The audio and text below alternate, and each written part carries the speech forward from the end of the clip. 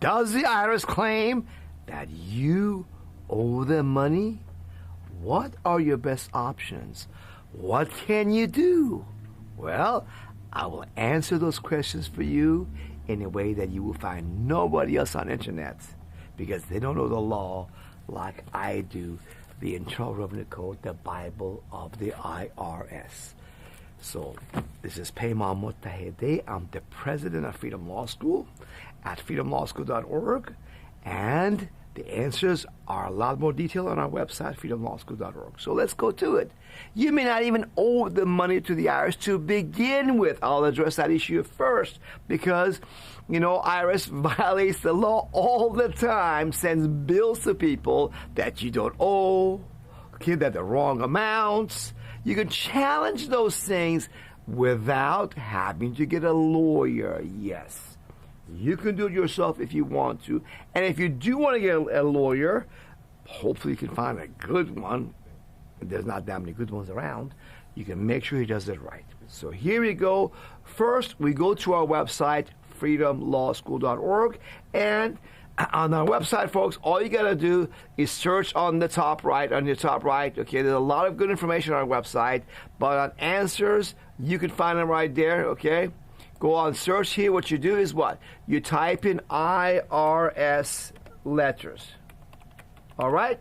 Very simple. IRS letters, and hit enter, and boom, search result comes in. I click on the first one. There it is. Comes up. This is it. Okay? Now, there's a progression of the letters that the IRS has to send out by law and by their own internal practices and procedures, which IRS management have set in over the decades. Okay, so we're going to go over that a little bit. That's very critical for you to understand the game of the IRS. I'll take the mystery away from you folks. See, I've done this for over 34 years, battling and beating the IRS crooks and criminals, okay? They're keystone cops if you know the law and your rights, okay? So here we go, okay?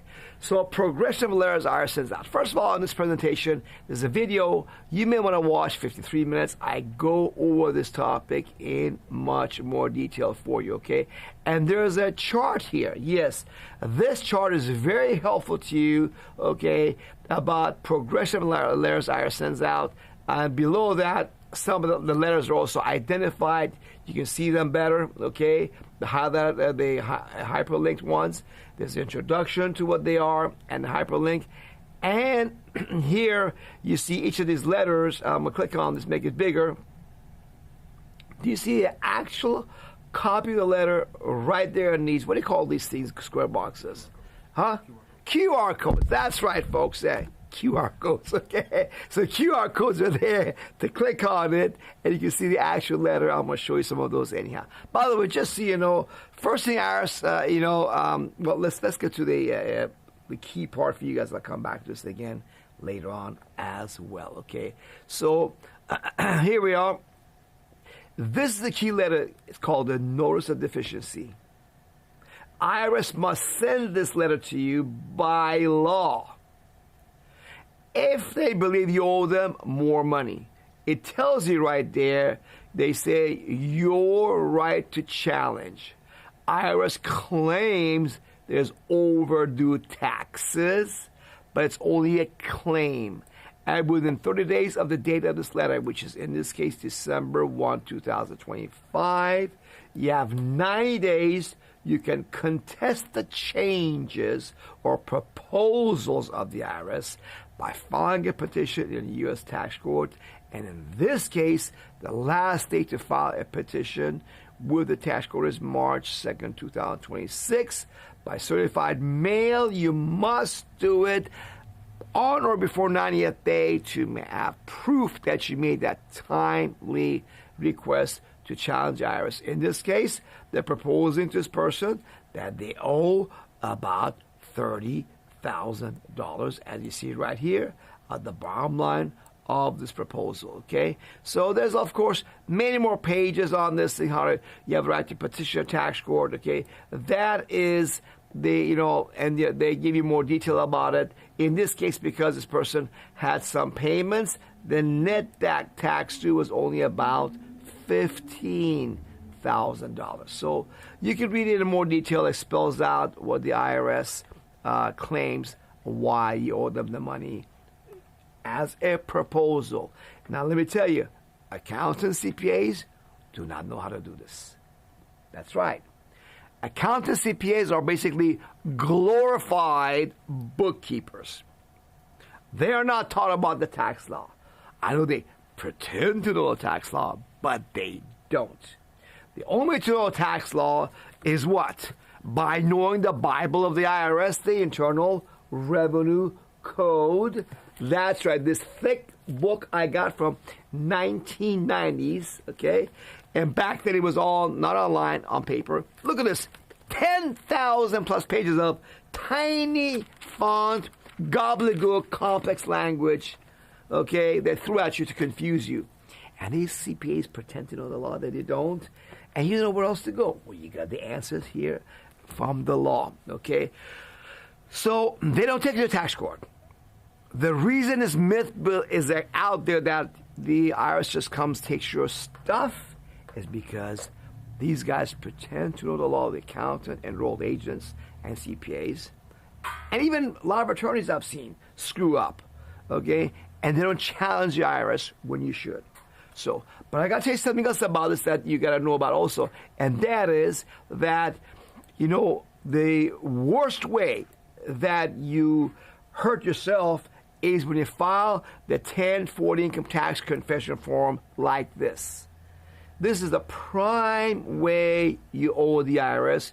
You do it to yourself. You sign that 1040 income tax slavery confession tax form, and you admit you owe the IRS money. That's right. You got to stop filing income tax returns. I'll show you how to do it legally, safely, because you were all deceived by your accountant or attorney to sign the IRS Form 1040 Income Tax Confession Trap Form, and you put the IRS noose around your neck.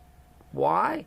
Because when you sign and file the 1040 Income Tax Slave Confession Trap Form, you state under oath that you owe the IRS money, and this is how you give the IRS the power to audit you, empty your bank account, steal your crypto, steal your property, and put you in prison, okay? So if you haven't filed 1040 income tax confession forms, you're actually in a better position than the filer by far. I know this is the opposite of what the mainstream media tells you. I realize that. But I got to tell you guys the truth. Like it or not, I believe in telling the truth to you no matter what, right? That's what we're going to do, guys. We're going to tell them the truth no matter what. Okay, so let's take a look at this issue first, because this is the first thing I got to cover for you to make sure you don't lose to the IRS, okay? So here we are. Look at this, folks, okay? This is the 1040 income tax confession form, slavery form, signed here on the second page. It says, under penalty of perjury, you declare that you examine the return, it's all true, correct, and complete. And guess what? Most often, most of you do not read that or prepare that document before you sign it. H&R Block or TurboTax, bookkeeper, accountant, CPA, tax return says, here, I got this 2 pages document or hundreds of pages of document. You sign, trust me, I know the law. I'm a certified public accountant. I'm an expert on tax law. I work on H&R Block and TurboTax.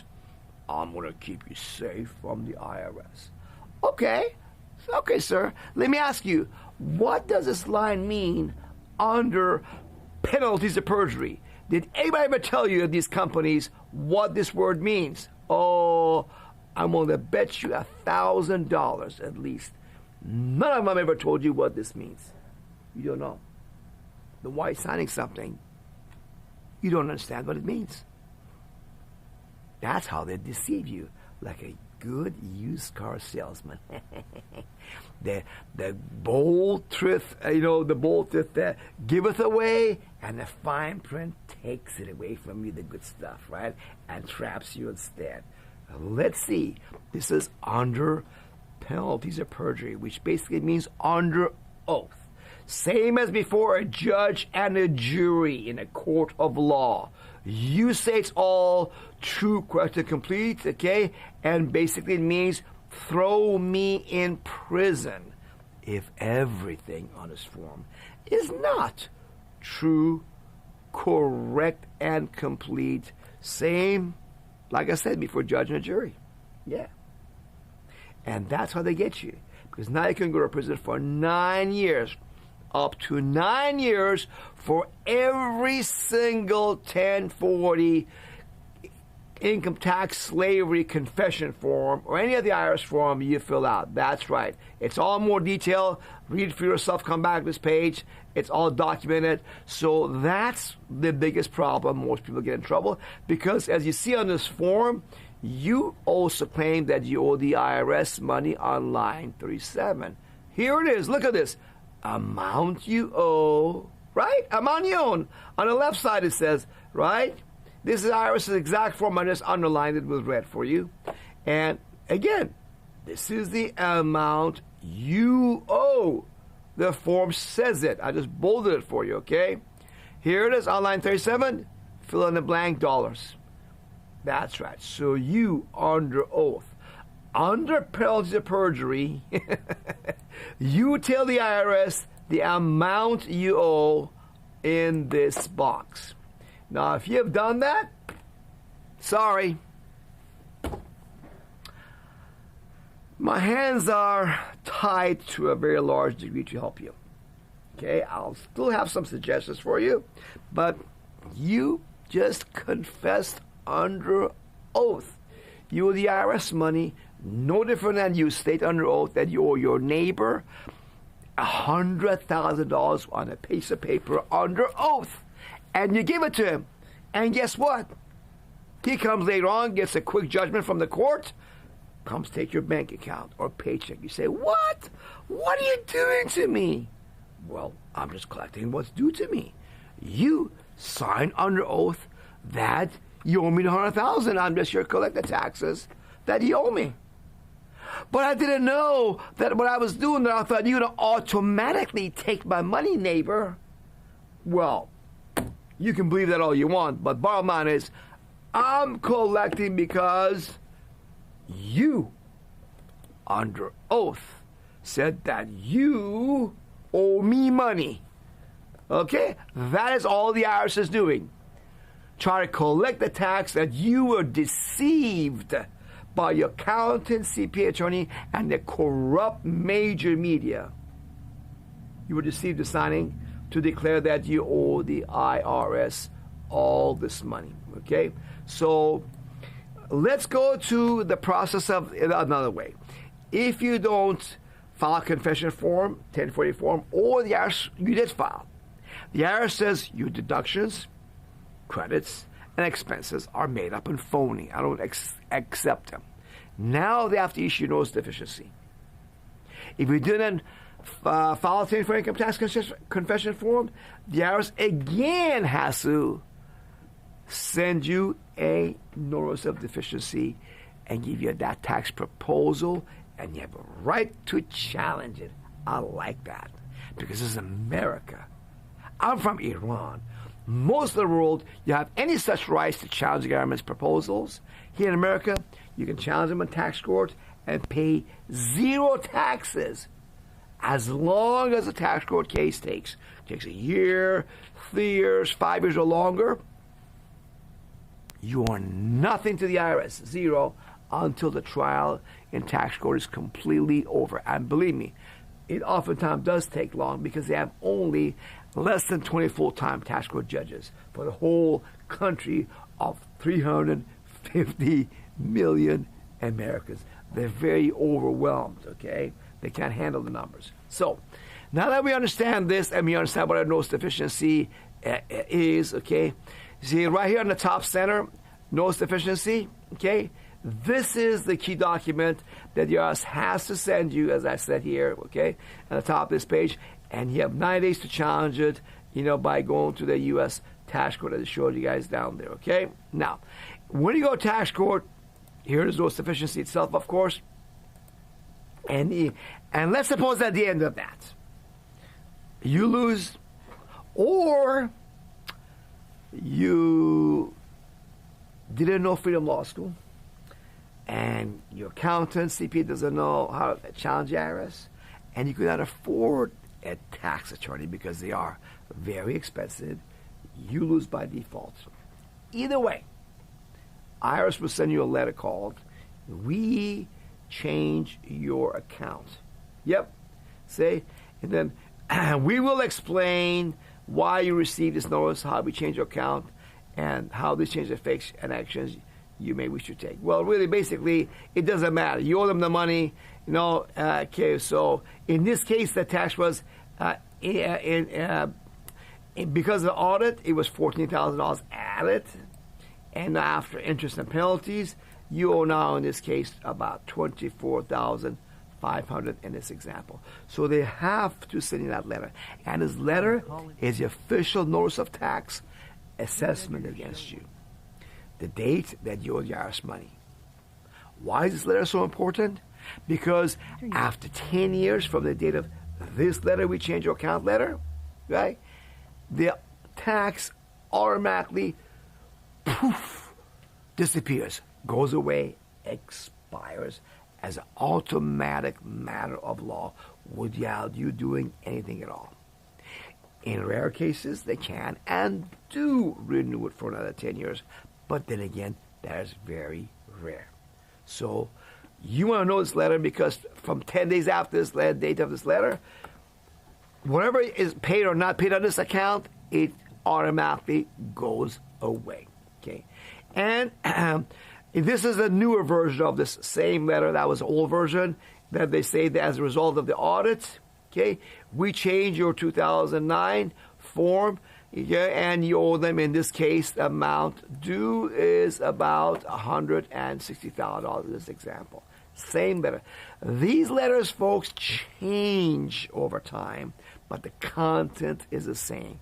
They change the amount you owe, okay? Because again, you did not go to tax court, challenge the IRS, or you're lost in their tax court, okay? If you win, you win.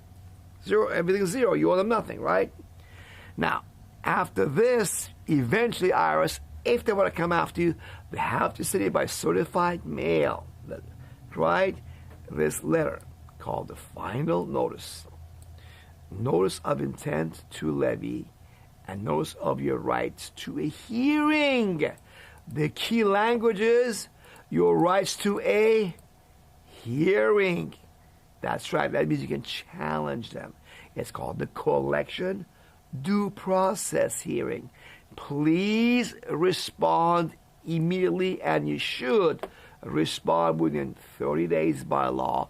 Then you have to challenge the IRS, okay? In this case, it's $168,000 and change, okay? And this letter, they tell you that you must complete, sign, and return this form to above address by January 21, 2024 to preserve your right to contest an appeals decision in the U.S. tax court.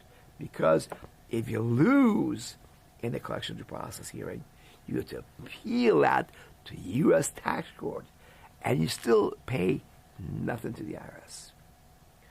While you are in collection due process hearing, you pay zero to the IRS. IRS is not allowed to take your bank account, paycheck, or any of your property whatsoever until your collection due process hearing is completed. If you appeal it to tax court, which you should if you lose, until that's done, and you can appeal that to the Federal Court of Appeal, and if you do that, IRS still cannot take your money because you are challenging it lawfully and properly. And you can appeal to the Supreme Court, but that they almost never take any cases there anyways. So they pretty much done it at the Court of Appeal level. That can take the whole process 2 years, 4 years, who knows? Okay, how long they take to finish this process. Meanwhile, you are completely protected. So you should be doing this thing. And this chart you see I have here on the top right, okay, here's file notice of intent to levy, and your right to a hearing. Here we go, make it bigger for you guys. Here it is, there it is, okay. That you see it right here, my friend, on the top of the page. Yep. So you challenge that, request a collection due process hearing, and this chart, okay, and then click on these things for yourself, folks. The QR codes are here, for you can click on them, see the actual forms, actual documentation. When the IRS rules against you in a notice of determination, or you win, it is your sample one. You put the tax court, court of appeal. It is all here for you to follow this form. This is only available on earth that I know of at Freedom Law School on our website, freedomlawschool.org. So take advantage of that and go educate yourself. So collection due process hearing and notice deficiency and tax court, those tax returns. So those are three things. So if you file a tax return, we cannot challenge the tax. Maybe the penalties, maybe the interest, but usually not. If we did not fill out a 10-4 income tax slavery confession tax form, now you can challenge them. Okay, add the notice of deficiency level. IRS by law must send you by certified mail a notice of deficiency. That's right, they have to by law send this letter to you by certified mail. If they don't, they send to your wrong address. Well, that depends. You're supposed to give the IRS your updated address by certified mail, or give the post office the address change and keep record of that change the post office did, so that in case the IRS sends a letter to a wrong address, you can complain and say, you went to the wrong address, IRS, don't pass go, don't collect $200, and they have to start all over again by sending you a proper notice of deficiency to your last known address, which you gave the IRS. Okay, so that's something that you should know, because sometimes IRS try to throw numbers at you, pretending you owe them money, but you don't. You don't owe them no money until they send you a notice of deficiency. So if they're not sending notice of deficiency, you can challenge the IRS. You can challenge it at the collection due process hearing stage, which I'm going to bring you guys right now again. That is a critical thing you guys need to know. Yes, here we go. That's what's the beautiful thing is about the collection due process hearing stage. You can potentially challenge the entire tax. You can challenge always the penalties and interest to make sure they're done correctly. Maybe they're too high. Maybe they don't apply. Right? And if you've never received a notice of deficiency, even if it was your fault, you did not previously give IRS their change of address properly, now that you got the collection due process hearing opportunity letter, you can bring it up. Hey, you sent your notice of deficiency to the wrong address, IRS.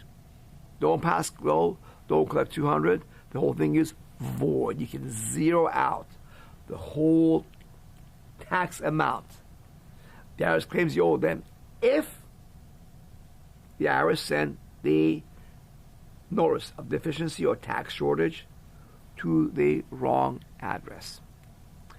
At the collection due process hearing, also, you can possibly arrange payment plans with the IRS, okay? However, the payment plan there's a few problems with it. Number one, the IRS wants you to sign more 10-4 income tax confession forms and claim that you owe the IRS money under oath. I don't recommend you put the rope around your neck and confess and tell the IRS that you owe them money again and again. Why would you want to do that? Okay? Why would you confess? You owe the IRS more money under penalty of perjury to solve a pre-existing problem. People come to me and pay more outside the confession form. I know I'm not required to file income tax by law, but how to get out of this past tax returns I filed that I cannot pay? Well, I don't have an easy answer for you, because you confess to own that money. But if you go in there and file more tax slavery confession forms, more 1040 forms, that you owe the IRS more money, how's that going to help you? You went from owing the IRS maybe $50,000 to owe now another $70,000. Now you're in deeper doo-doo than you were before. So they often do not work with you on that. And if you do, guess what? They don't want you to give them a statement under oath of all your income, assets, liabilities, shares in corporations, limited liability companies, trust, anything that anyway you have any kind of a financial interest, you must declare it under oath. Swear to it. If you lie, you can go to prison for lying under oath. Why do that? I don't like to sign anything under oath if I don't have to. Do you? So you're going to create more problems by doing that. Okay? So the IRS, and then when you do that, the IRS is going to say, oh, wait a minute, you got some money here, a little bank account. You said you have a little crypto there, maybe a little bit of rental income there. You have some stocks there. Oh, some real estate. Let's liquidate this up. Let's take all your liquid cash now first, and then we'll talk about a payment plan. Yes. They don't give you a break. These people on television and internet that advertise pennies on the dollar with the IRS. Fresh start with the IRS. We help you with the IRS problem. They're lying to you.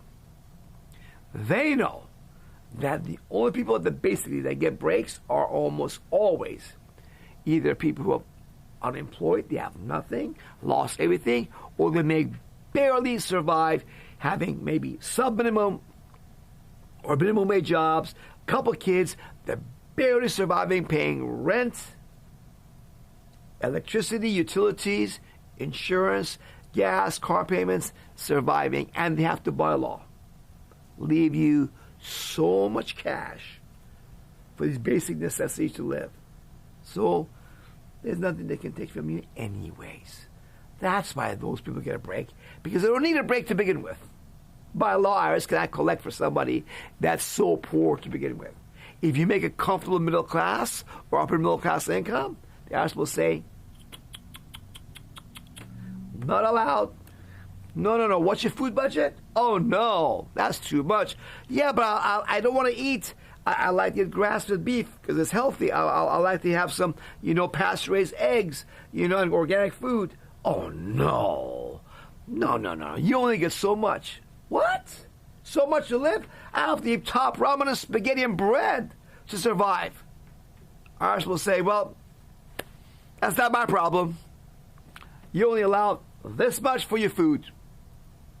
You can't eat out anymore at all. At home, have all the bread and pasta and crackers and pretzels and Cheetos and donuts you want because they're cheap grains versus real food and meat. So, these people pretend to help you, but they don't. They rip you off and then make you poorer. And at the end they say, sorry, couldn't help you. It's a big bad IRS, They're a monster Godzilla. We can only help you so much. You didn't qualify. Well, these guys knew you didn't qualify. They just took advantage of you and stole from you. They have no conscience. If they told the truth to you, they would be out of business. Okay? So what do? What can you do? Well, I'll tell you what you can do in situations. By the way, there's one more case IRS coming after you sometime with penalties.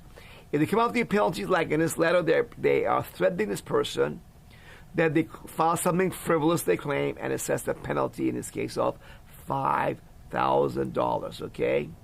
Now, the next letter is the one they actually do penalize the person. In this kind of situations, you will not get a notice deficiency. In these cases, you can challenge the tax at the collection due process hearing stage. That's right. Any tax, like payroll taxes, FICA taxes, payroll taxes, all this stuff that you don't get officially. There's no ever a notice of deficiency or these kind of frivolous penalties type of things. You get to challenge it, IRS, in the collection due process hearing stage. That's why it's so important that you make sure IRS has your latest address and ask for a collection due process hearing to potentially challenge the IRS. I myself, IRS came after me. They made up some phony numbers. For 13 years, over $600,000 back in 2009, they imposed on me. I went to collection due process hearing after I met the IRS agent who did it and his manager. And after I went to tax court, came back for another hearing, and I had the IRS zeroed out. The whole thing, 13 years, over $600,000 was zeroed out. And the proof of that is on our website, freedomlawschool.org.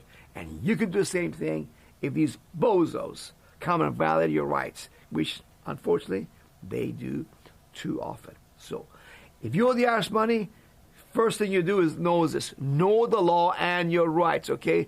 Don't be afraid. Seek the truth.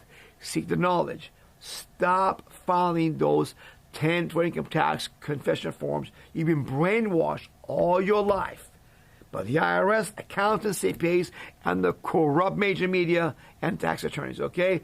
Don't do that. You should know IRS is based upon bluff. That is right. They are based upon bluff. And let me tell you something else about the IRS that you guys don't know. I should tell you about this, okay?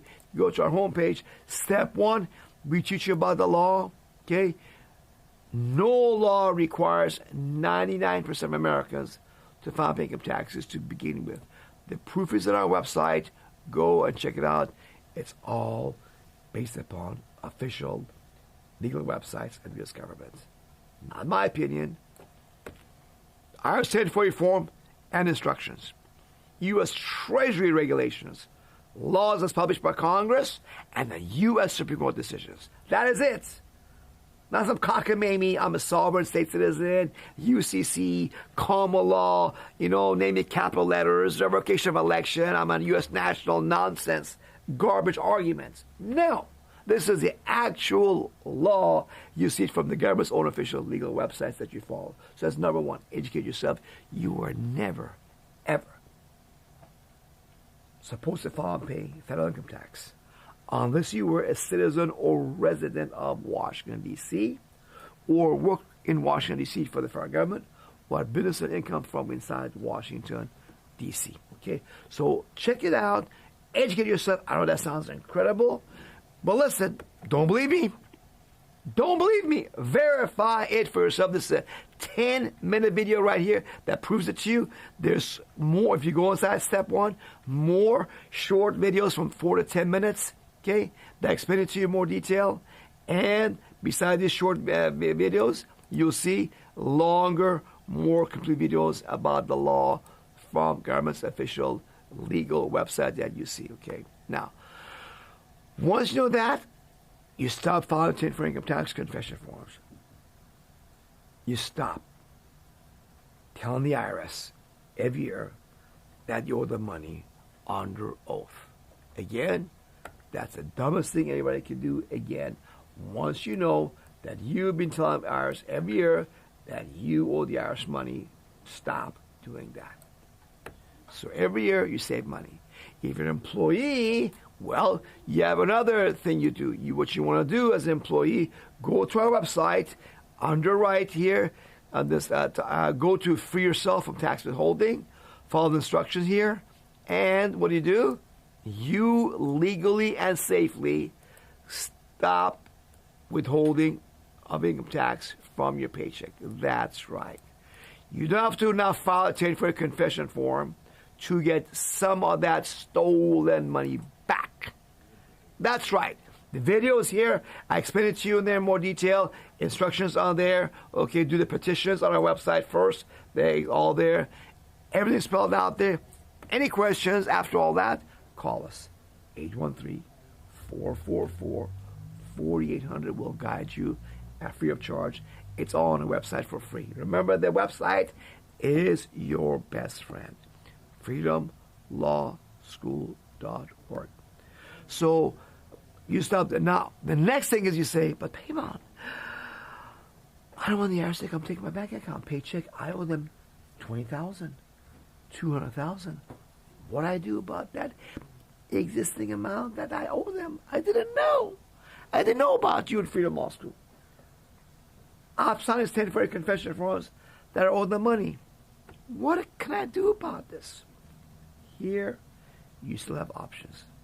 Now, at collection due process hearing, once in a while the agent might let you make a payment plan, okay, in there. It's worth a try. They usually want you to file tax confession forms, but once in a while they may be nice for you and let you do that, okay? So, but even without the collection due process hearing, what can you do? Well, here the options are available to you. I'll give them to you. But you got to understand, in this process, it's not an easy answer. It's not black and white, okay? First, you should know the facts, okay? If you go to our Step 3 IRS's bluff and deception, you'll see in there in point number 4 that the IRS cannot keep up with filers who have confessed to the IRS money. I know you filer, most of you that owe the IRS money are filers. You confessed as a slave that you owe the IRS your master money. But listen, the IRS forced collection and levies are down by more than 90% since 2011. Yes, over 90%. Back in 2011, it was about 3.7 million. That's right, 3.7 million back in 2011. Now, in 2021 and beyond, it's around 300,000. That's right, 300,000. That's over 90% drop. So, you know, you should know the IRS just basically compared to back in the old decades, in the 20th century, up to 2012, they're not doing levy bank accounts or paychecks like they used to. They do 9% less than they did before, over 9%. So you might be okay. You might be able to pay them off on your own terms, make a payment plan if you want to. So that's something you need to also know this. IRS is such an incompetent agency that they're too busy to go after 1040 income tax non-filers because people like you who file the confession form to the IRS, okay, and want to call and make a payment plan, they put you on the telephone for so long to take your call to make a payment plan, they cannot get to people who don't file 1040 income tax confession forms. Yes, that's how bad they are. I had a friend of mine, someone I met recently, said, Payment, I was on the phone for 2 hours with the IRS. I got disconnected. Then called for 45 minutes, again wait, to let me make a payment plan on the 1040 confession forms. As a slave, I filed with the IRS. Just to take my call. So, know the facts. You can read about us all on our website at freedomlawschool.org. IRS is too incompetent. All the source documents, everything I'm telling you is there for you to click on and see for yourself. Nothing is being made up. So essentially, you got basically 3 choices. And know this, I cannot make that decision for you. Freedom Law School cannot make that decision for you. You have to make those decisions. There's 3 choices, bottom line. 1, pay the tax in full and get over. If you're a sensitive kind person that can't go to sleep, you may want to do that so you can sleep better at night. Okay, everybody's not the same. That's one extreme. The other extreme is the guy that says, hey, wait a minute. IRS, they're so incompetent, they're falling apart, as Freedom Law School shows on its website. Forced collections are down by over 9%. That means I'm better than 9 out of 10. I'll be left alone by the IRS. They will not take my paycheck or bank account. That's pretty good odds. 9 out of 10 plus. IRS will leave me alone. Well, why should I pay the IRS $200 a month or $2,000 a month or more? Maybe I should just put the money in savings someplace. Maybe buy some gold coins or silver or crypto. Just in case they take my money, I got the savings there to pay off the IRS. it won't hurt me. I can handle the shock, just in case. Okay, that's option 2. And oh, by the way, if the IRS never comes after me because they're too incompetent, overwhelmed, they cannot give everybody this collection due process hearing letters before they take your bank account or paycheck. That's right. The collection due process forced them to do a lot more levies because people are challenging the IRS, as they could and should, like you will from now on. So, if the IRS does not collect from you within 10 years, all the taxes are going to go away, poof, disappear.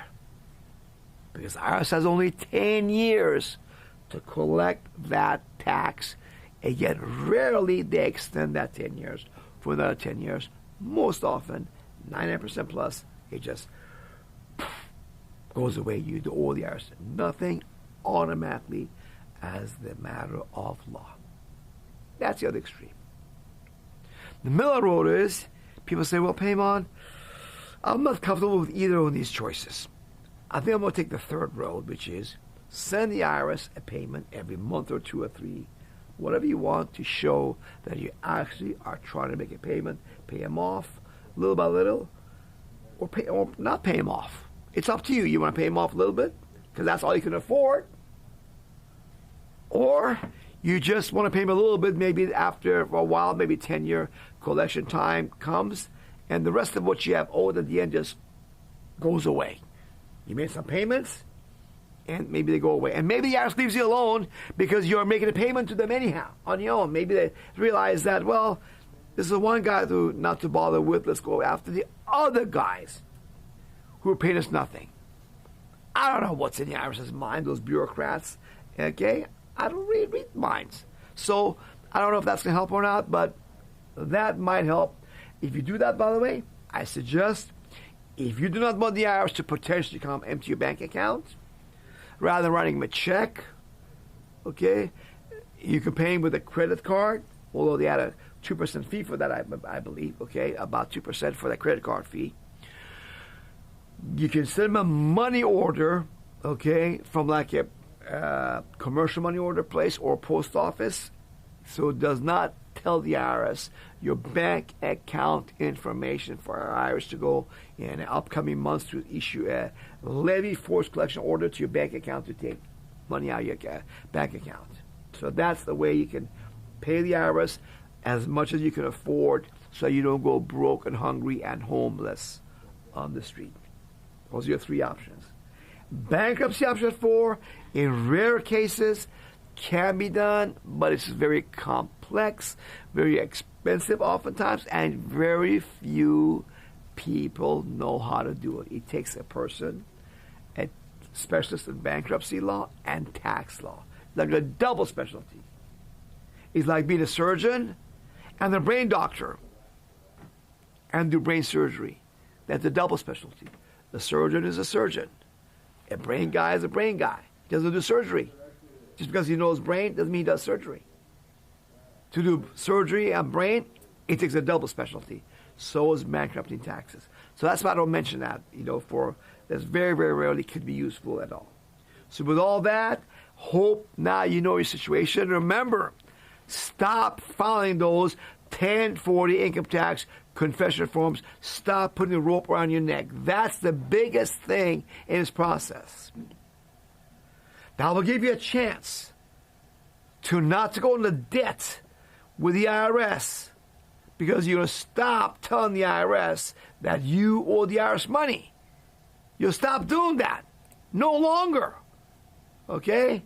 So eventually you can pay off the IRS if you want to at whatever rate you can afford, or pay them off right away, or maybe some or all of it after 10 years from the time tax got assessed, from the time you were deceived into filing that 10 for income tax confession slavery tax form. It goes away, and you don't have to worry about it. So with that, I invite you to educate yourself, my friend, at freedomlawschool.org. That is where you find the answers. For you to be free, it is all free. You can do it for free on your own if you want, or you can do it with a guarantee. Yes, you can do it for free or the guarantee. We can guarantee that you will lose nothing to the IRS from here forward, if you join our Restore Freedom plan, where everybody pitches in, of the percentage of what you do not pay the IRS, and everything else is yours to keep. No prison time for you.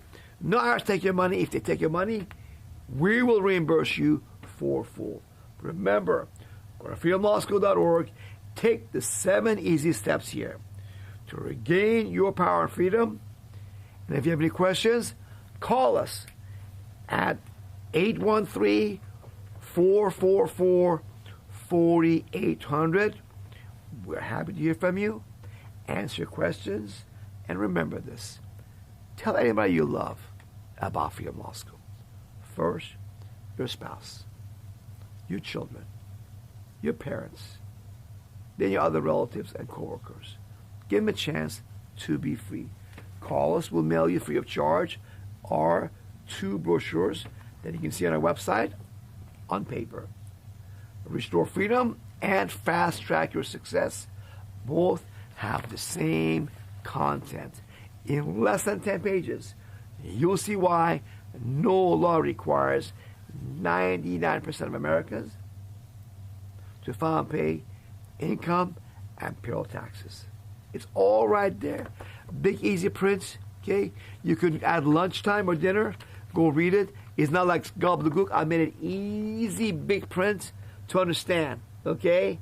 With explanations and the exact photocopy of the law for you to see it for yourself. Why? You no longer need to be a slave of the IRS. You can be free. And if you put your name and phone number down at the bottom here, someone joins our Restore Freedom plan, we will pay you for telling them about us. This is a plan like America's founding fathers. They got together. See, this is a copy of New American magazine. It says celebrating the Declaration every day by doing it. Well, they're not doing it. John Birch Society says, taxes? Oh, we don't talk about that. We don't talk about Bruno. Oh, no, no. We don't talk about Bruno or about taxes. I offered these guys to talk about Freedom Law School taxes. They're afraid. They're a bunch of chicken. Bah, bah, bah, bah. They talk good, but they don't do anything. You can actually step into the shoes of America's founding fathers and protect each other like they did. And here it is, okay? The founding fathers put their lives, their fortune, they stake it on the line to restore freedom that the king had taken away from them by having a bloody revolution. We'll do it without any bloodshed or violence. What they did, they stopped paying 3% T-tax to that corrupt King George. Instead, they funded themselves, their families, and George Washington and Company. And that is how they provided these rights. They guaranteed these rights that we have with the Declaration of Independence, which it was 250 years ago, just less than a few days ago. And it's time, after 250 years, for us to restore that document, the Declaration of Independence. You live in it, but stop paying income taxes that you never legally owed in the first place. That's a true living the Declaration of Independence. You do it by joining the Restore Freedom Plan. And folks, this is for those of you, okay, who are modern day founding fathers of America. For you, the privilege of 100% guarantees available. It's all there. Go for more details, folks. You will be glad you did. Or you need the money really badly. You're poor, young, or old. Keep your money 100%. It's all for free at freedomlawschool.org. I want you to live a better life. I know 70% of you are living paycheck to paycheck. Save that money. They don't pay the swamp crooks or criminals in Washington, D.C. The Epstein gang owns Washington, D.C. Why are you paying the Epstein gang that controls Washington, D.C. swamp? You don't have to. So, with that, I give you all my love, and I wish the very best of freedom, success, and happiness if you seek the truth at freedomlawschool.org, and you'll be free and prosperous once again.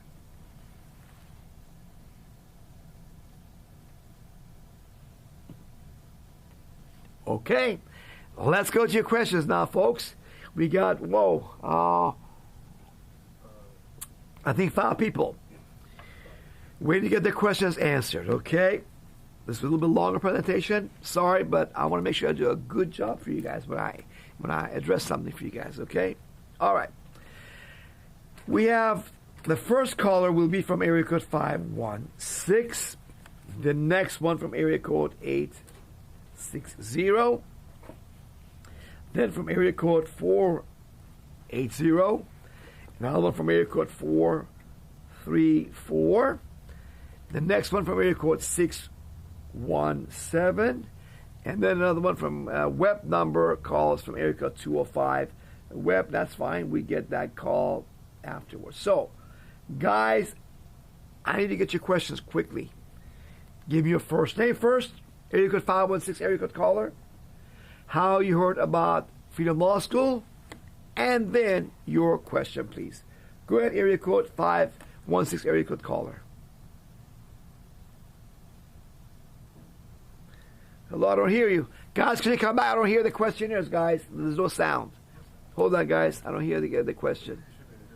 Are you there? Area code 516, area code caller? Are you there? We don't hear you. We'll come back to you. Okay, let's go to the next caller, okay? The next caller we have is from area code 860. 860 area code caller. Hello? Go ahead and announce yourself, your first name. Hello? Yes, and how you heard about us, and then your question. Yes, hello. Hello? Turn down your computer so we don't have an echo, okay, and then announce yourself. It's what? I'm sorry? What is your name? Hello? Yes. Irena Sadanovic? What is your name? Irena Sadanovic. Please, first name, slowly spell it out because you have a foreign accent. Go slower. I-R-E-N-A. Say it again, please. I-R-E-N-A. All right, Irina, how did you hear about Freedom Law School? I just searching the internet and YouTube, it just popped up. All right. And how may I help you, Irina? The IRS claims I owe them money. Just the document, just sorry, Yep. I left on you that. I have your letters right here, Irina. That's right. From Connecticut, you call from Irina. I have your letters. All of you can send me up to 10 pages. I'll go over them for free every Tuesday night on the Freedom Hour like I'm doing for Irina. Okay? Actually, you don't owe the IRS nothing. Okay? IRS send you a letter in June 2nd of this year. Says you need to file your Form 1040 income tax return to scare you into signing a 1040 income tax confession form. Okay? Step 1. These are IRS's phishing letters. And then Irina IRS sent you a letter. That was from Austin, Texas. Now this time, Fresno, California office of the IRS, they don't talk to each other. They're idiots. Sent a letter to you July 21st that you must file your 2020 tax return. We have sent you prior notices, but still haven't heard from you. Okay? This is just what? 19 days later. They want to put the pressure on you, scare you. Okay? And then after July 21st, oh, I'm sorry, before that, I missed this. This one's on June 22nd. This time, IRS's Austin office has sent you you still haven't filed your 2020 tax return, okay? And here it is, June 22nd, 2026. However, the first 2 letters are phishing letters, but this one, however, June 22nd one, interestingly enough, but on our chart here, on our website, these are phishing letters. On the chart I showed you earlier. The green ones are phishing letters. However, the one due second one, the first one they send you, Irina. Okay, this one, interestingly enough, has some numbers under the proposed. They claim you owe them about $10,000. Okay, on here, some calculations, and they claim they have a list of the payers that paid you money. Okay, this Social Security, a couple other people. Okay, that they paid you money. Okay, now IRS is changing tactics a little bit. First of all, they're scary with these toothless letters. But this one, with the numbers in the past, they always used to send you notice deficiencies after these letters. But now, I don't know if they are or not. I think they may be bluffing you by putting numbers in there, but I don't know.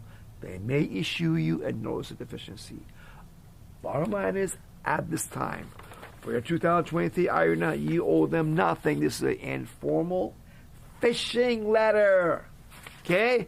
This is IRS notice CP2556.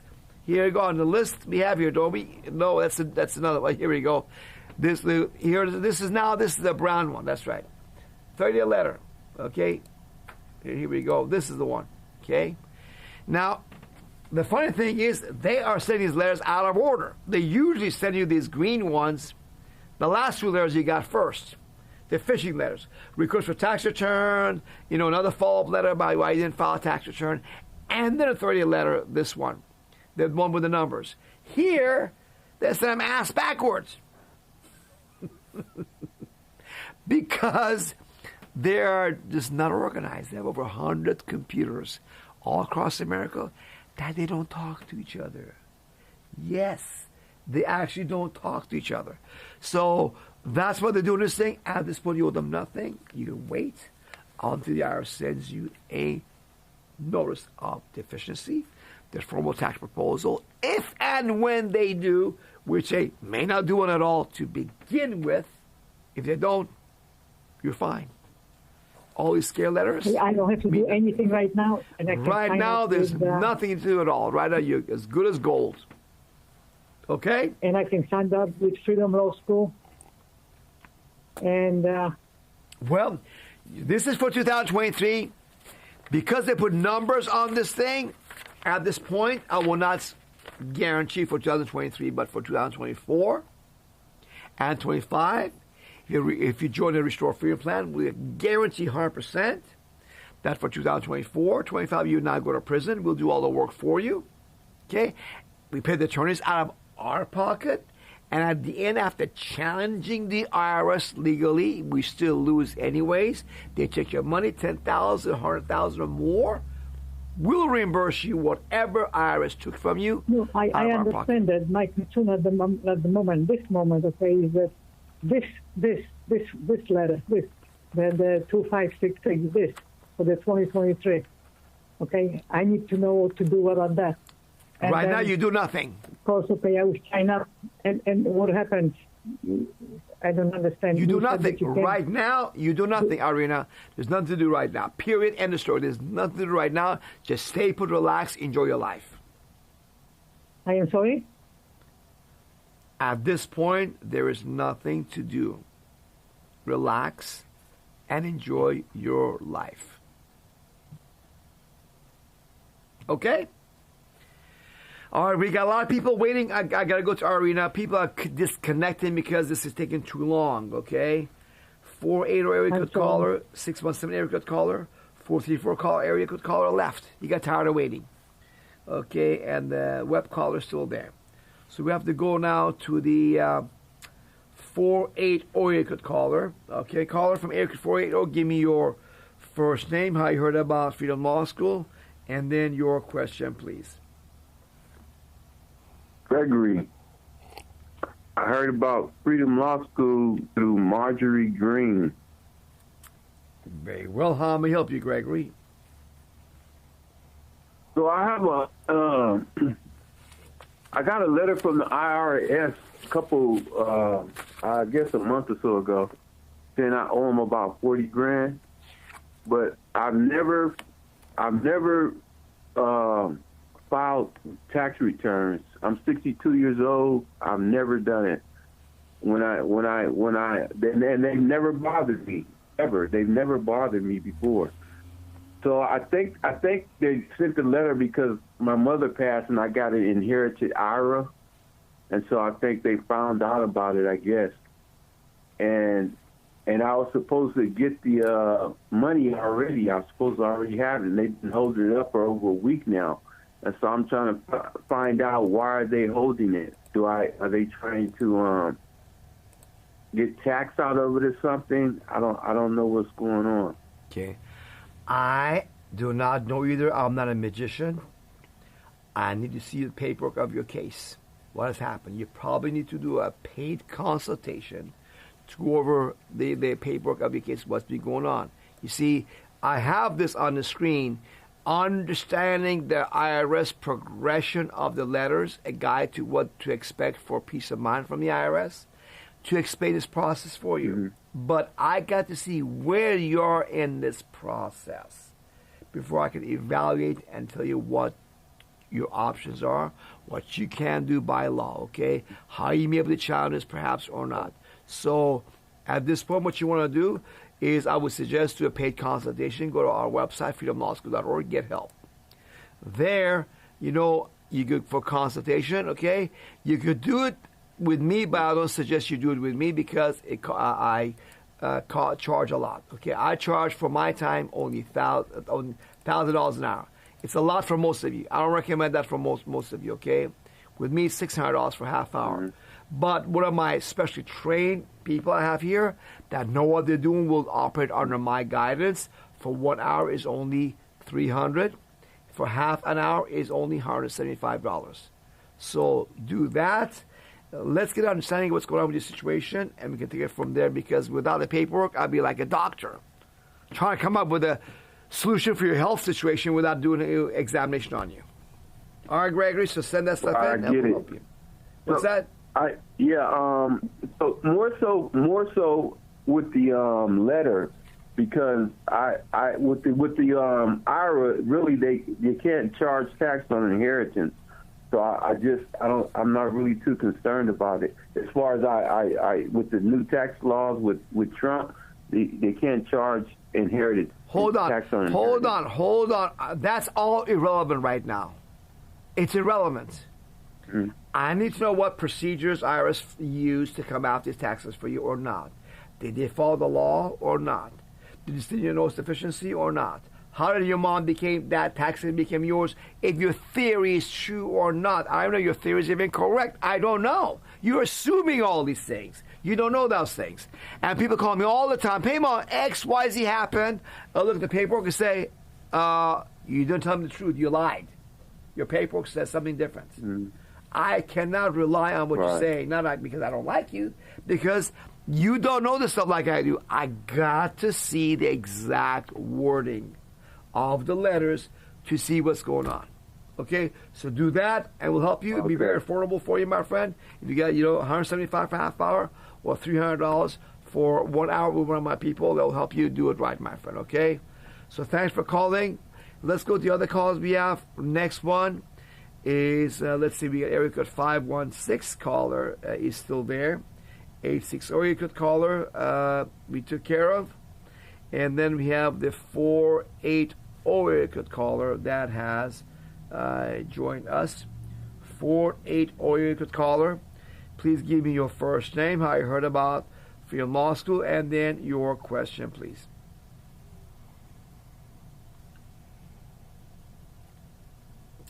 Are you there from area code 480? Are you alive? Yeah, I'm here. I'm still here. What is your name? My name is Gregory. Oh, I took you already. Sorry, my mistake. I apologize.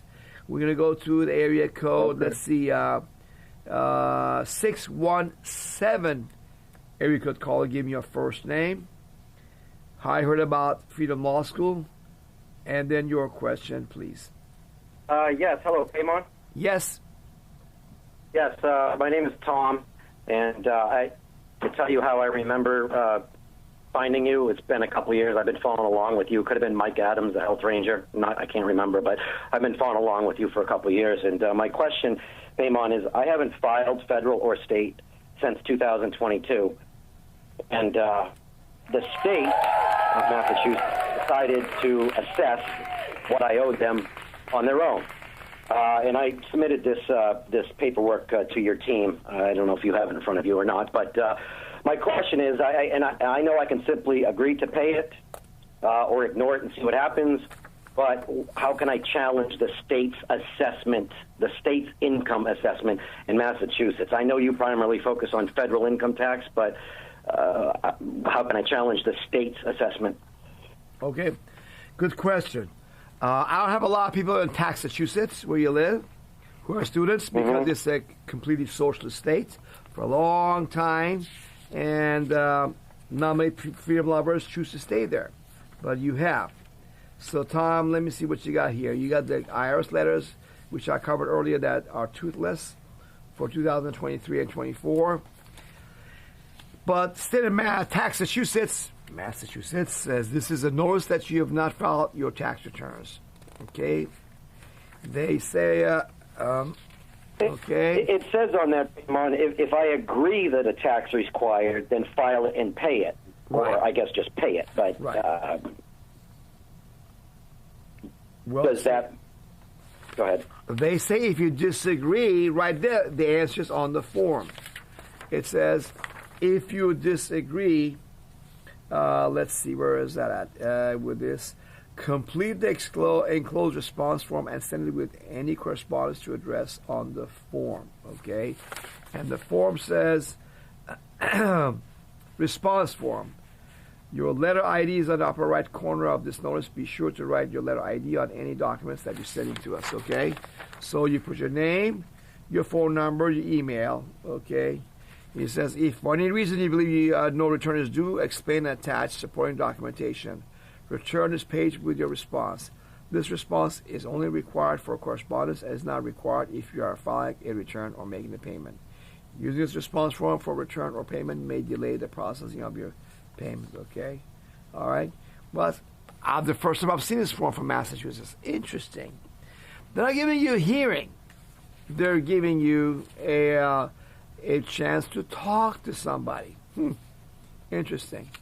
I never seen them do this thing. Why? Well, all they have here, they claim that you owe them because you got some from this LLC supposedly paid you $46,000 apparently. Well, let me show you something on our website first. Okay, let's go to our website, freedomlawschool.org, and I can show you more stuff. Under educational, under state income taxes, okay, you open the maps. You see, here it is, Massachusetts is more aggressive. They do follow federal law. You don't owe anything to Massachusetts because they follow federal law definitions or forms to come up with the state tax return requirement to file and pay. So if you owe the IRS nothing, because you don't owe nothing to the Massachusetts either, as opposed to Pennsylvania, which is an independent state income tax system, and you do owe a state income tax in Pennsylvania next door. I'm sorry, 2 doors down. So I don't know about the answer. You can either ignore them, see what happens, or respond to them. But I'm sure if you respond to them, they're probably going to call you anyhow. I would say to them that I don't owe any income tax. This form, the fact of the matter is, the 1099 form is not meant for people of the 50 states. It's meant for people who perform federal government work in Washington, D.C. Did you do any work for the federal government in Washington, D.C.? No. Okay.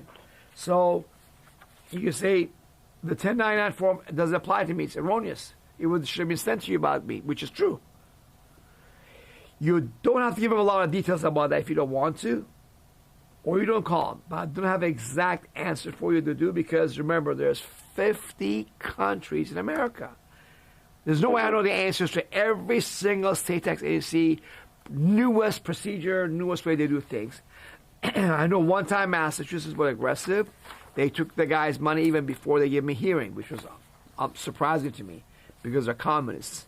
But I don't know. Either ignore them or tell them that 1099 form is wrong, doesn't have, it should be not be sent up to you about you, and see where it goes. Because I do know this. You're saying in the response form, I fill that out, and then my explanation is that the 1099 doesn't apply to me, or I guess what's the verbiage I say? Then if I were to fill out this response form. Explanation would be in our petitions. Okay, if you go to our website, okay, in our step 4, okay, where the petitions are there, and and then Massachusetts follows federal law. I don't have that all with me right now, okay, about Massachusetts following federal law, but the 1099 form is federal law form anyhow, and that does not apply to you. So here it is, under petitions, on the right side, self-employment, taxes and 1099. This petition on here, this is about this issue. Did you send a petition to Congressman yet or no? No. Do it as soon as possible. All petitions are free. Okay? Fill them out, send it to your congressman. Okay? This petition. And then, look, I think it's wrong. It's not for me. Okay? They use the word trade or business as applied to you, but it does not apply to you in the law. So do that.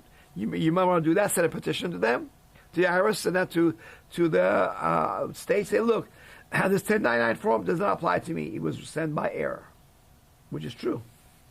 You may want to do that. Which is true, but the company that the company that's paying me through that 1099 submits that on their side for documentation reasons. So that's the record. That's where they're getting that from. So is their response back to me saying, well, did the company lie? Or you understand what I'm saying? I understand what you just said. I'm trying to sort of stay ahead of the curve here. If what could their response be? Well, the company issued a 1099, so I guess that's what you owe. That's what you work under. I know that, but I'm sorry, I don't have a better answer for you. You go to your company and educate them about the law also, and the accountant who will not believe you will say, well, you're crazy, but give it a try. Give it a try. I suggest you all do take this to the payers, employers who falsely send a 1099 or W-2 form to the IRS saying that they paid you taxable income. Do that. More Americans need to take these petitions to employers and say, stop 1099ing me. W-2 to the IRS, that's laws. Stop W-4 withholding. That's right. Go educate them. Take them our petitions on our website. I don't think it'll work, but give it a try. Why not try? You should try. I'm glad you want to try. Okay? Do that. And take it from there. Now, how close are you to the owner or management of this LLC?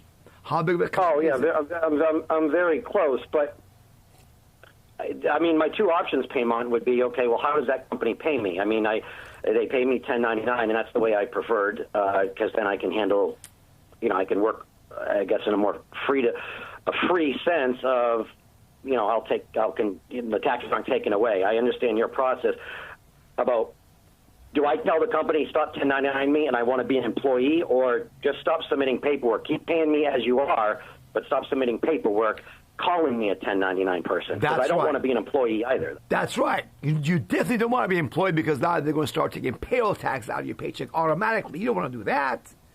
Now you tell them, look, you should not be even doing 1099 me at all to begin with. Here it is, follow the law. If I'm wrong, let me know. I wrote my congressman. Have your lawyer disprove me. Give it a try. How well do you know the owner? I've been associated with them for 7 years, so I mean, I know them well. It's a small company, so go for it. Does that mean he's going to play ball? I don't know. Look, it's a political relationship situation between you and him.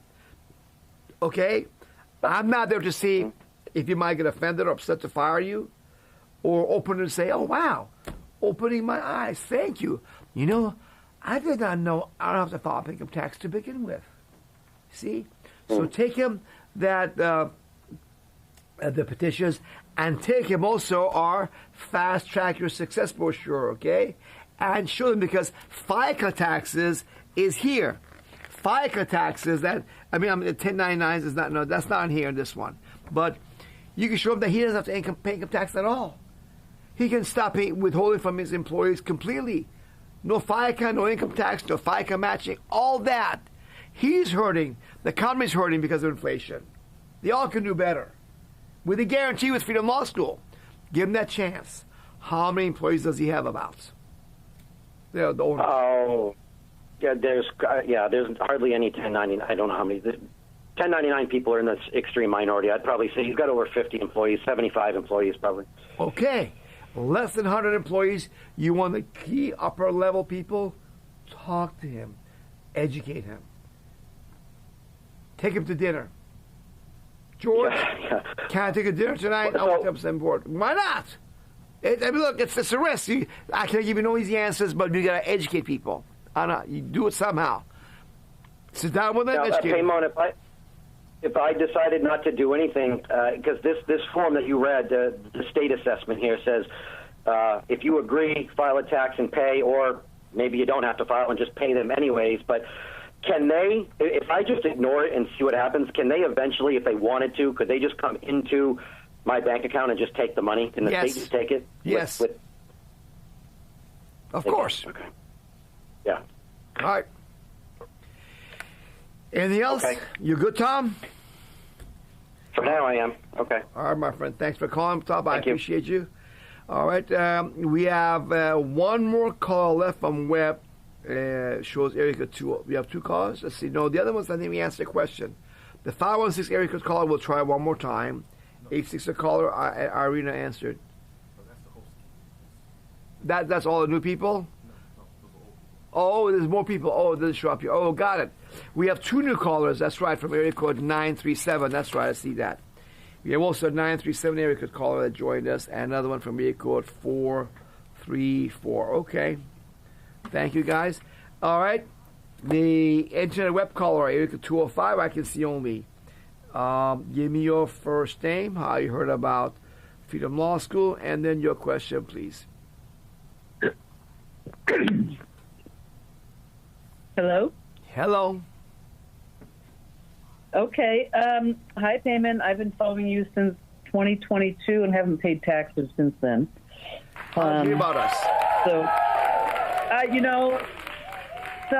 some financial conversation probably on YouTube, or I've watched you often on Redacted and a bunch of other places too. So okay, it's always good to hear what you have to say. Thank you. So my question is, with the government plan to control our money with either CBDCs or stable coins or whatever, a digital money, like they did in Greece, what's going to stop them from just coming in and taking the money from us? How do we protect ourselves from that? Would you say just a bunch of half-truths and not true at all? CBDC is not law. It's not law. Okay? There's no such thing at all right now, and there's no. Someone told you, "Oh, I'm actually going to take all this." It's not true at all. They can already, if they want to take your money, if you owe the money, they can go to your bank account or stock brokerage account or Coinbase and take your money. So all that stuff would make no difference. Yes. If you owe the IRS money, they can go take your bank account money there. Of course they can. CBCD is irrelevant to this whole equation. Okay. So they can just take our money now. So what's stopping them from doing that? I just told you in my presentation you have to follow the proper procedure. Did you hear my presentation before you called in tonight? No, I thought I was calling in. I thought it started at 5, so I didn't. I guess I got in late because it said it was already in session, so I missed your beginning. Okay, you need to watch it again. Let me ask you: you haven't paid income tax since 2022? Is that correct? Correct. You don't confess you owe the IRS money? Good job. IRS have to come after you. Okay. I only had to listen to you once. There's 80 million non-filers out there, so they cannot come after everybody at the same time. They just can't do that. That's why they don't. There's 80 million, 80 million Americans who don't file tax returns every year. They know they cannot come after all of you. They don't. They have only 19 full-time tax court judges. 19 U.S. tax court judges. So they don't just automatically take your money. They do that because your incompetent accountant, CPA, pretends to know the tax law when he doesn't know nothing about the Internal Revenue Code. These guys are just form fillers for the IRS. They just fill out tax forms for the IRS to make you a slave of the IRS. So if they did know and they did challenge the IRS in the U.S. tax court, like Freedom Law School does, they cannot just take your money. So that doesn't happen at all. If you're worried about it, join the Restore Freedom Plan that we have. But otherwise, 99+% of the time, you don't file income tax plus 99+%, you will be left alone. Anyhow, they might send you some scare letters, but that doesn't matter. Okay? They will leave you alone legally. They will not issue you a notice of deficiency to over 99% of you. Okay? Okay. Yeah, I moved and I got 2 letters from them. I think it was regarding the 2023 taxes. I just ignored them and I haven't heard a word since. Very good. Very good. Yay. Yeah. See? Thank you for all you do. Thank you for all you do. I've tried to talk to all my friends and families. They just don't believe it. They're too scared. Do this. Tell them I need some extra income. I want to call it a $50,000 income tax cash reward on the brochure. Please help me collect this thing. Please, I need the cash badly. That's how you get their attention. Okay. Okay. Thank you. Thank you so much for all you do. My pleasure. Okay. Let's see. We have now I think we have a 434 area code caller and a 937 area code caller. So let's go to 434 area code caller first because I think that caller was here first. 434 area code caller, please give me your first name, how you heard about Freedom Law School, and then your question, please. Payman, I'm just listening in today. I called last week and enjoyed every minute of it, and today I'm just listening in. So I don't have any questions today. Okay. Thank you for what you're doing. You're welcome, my friend. Thank you for listening. And now, let's see, 937 area code caller, you're next. Give me your first name, how you heard about Freedom Law School, and then your question, please. Hi, Payman. My name is Trevor. I've been following you for several years, and I can't remember where I found you, but I think it's on YouTube. So that's as far back as I could think. Okay. And how may I help you, Trevor?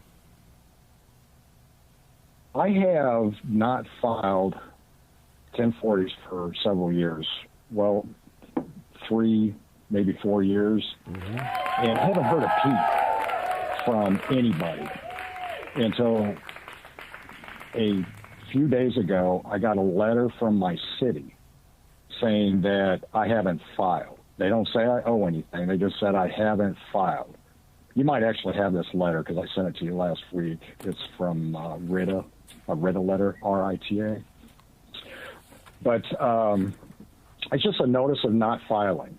Right. Now, I read through the instructions on this, and the instructions say that in order for me to file my city taxes, I have to include my 1040 forms. And I obviously don't have those. So I really don't know what to do here. I actually don't mind paying city taxes. I mean, it doesn't bother me as much as the state and federal, but I don't know how to submit them if they're not going to accept my filing unless I submit the 1040s along with them. Well, you tell them the truth. You don't have one. Just send them. Well, right. I've considered that, and that's probably what I'm going to do. But I got a feeling they're going to be like, "We need your 1040s," and they're just going to keep pressing and pressing. Well, I don't know. You don't know that. Let me tell you something about that. Okay, you are from Ohio. You blacked out your name, but I read the letter. It's about from Ohio. Ohio, one of the few states that has lots of municipal, local, city, or county income taxes. Most states do not have much, if any, county or city or municipality income tax. Okay, your Ohio does. Okay. So, okay. So bottom line is that the letter they sent out is, let's see, what does that RETA stands for? Regional Income Tax Agency. Okay. Look, again, I don't know. There's hundreds of income tax local municipalities and state in America if you add them all up. I'm not sure what the response to this property is because they threaten that they'll subpoena you if you don't respond, but I don't know. That may be a bluff, honestly, because this is clearly a dumb computer-generated letter. Not only there's no name of somebody who signed it, there's no name at all on this form. No. All these municipalities have signed up with RITA. Well, they have 400 clients right now. So RITA handles my city and several other cities around here where the city has given that responsibility to collect taxes to this company. Oh, so that's a private company. This is not a collection agency. This is a private company. I suspect that this is probably a private company that does handle taxes for these cities because they have their own infrastructure. Right. I agree. To do that. Yeah. So my guess is if it was Paymon would not respond to it. I would take that chance that way because I have no way knowing the guarantee the way you go here or there. But you obviously have a right to due process of law. You have a right to challenge any tax proposal. There is no proposal here at all to begin with. There's no number on the table at all. They're just scaring you. This is, to me, it's just a simple scare letter. I would not even respond to it. Okay? Because this legally means nothing. They have to issue you a tax proposal letter, let you challenge that if they want to come after you. Okay. No, I appreciate that advice. You're welcome. My pleasure, my friend. Okay? Guys, the board's open. If you want to call right now. The number to call is 424-552-1299, and then press 1 on your telephone. Keep at 424-552-1299, and press 1 on your telephone keypad. We have a call right now, looks like, from area code 516 that we called earlier. He's still there. Let's see if he's there now. Area code 516 caller. Are you there? You still give me your first name? Yes, I'm here. What's your I'm name? here. Hello? Hello. Can you hear me? Yes. Hi. Okay, hi. I'm Kathy Lyons. I live in New York. And I did my mother's 2023 taxes, and she's 90 years old, living in a rehab right now. And she doesn't have the money. She owes $10,000. And I went to a office in New York last year in July, and it was a joke, and they said, you can't do anything here, you have to call the collections. So I didn't do anything, and I just got a letter from a collection agency that the IRS got, and they sent her a letter saying she owes $11,000 now. And she doesn't have any money. She gets $2,500 a month. Her mortgage is $2,100 a month. Her rehab is $3,000 a month. She has a condo in Fort Lauderdale. The assessments are $18 million. Her cost is $95,000. So I'm helping pay her bills, and I just don't want to pay it, and I don't know what to do. I spoke to George today, and he said call the IRS and maybe work it out with them instead of calling the collection agency. Hold on. Kathy, slow down. I heard the number 18 million. What did you mean 18 million what?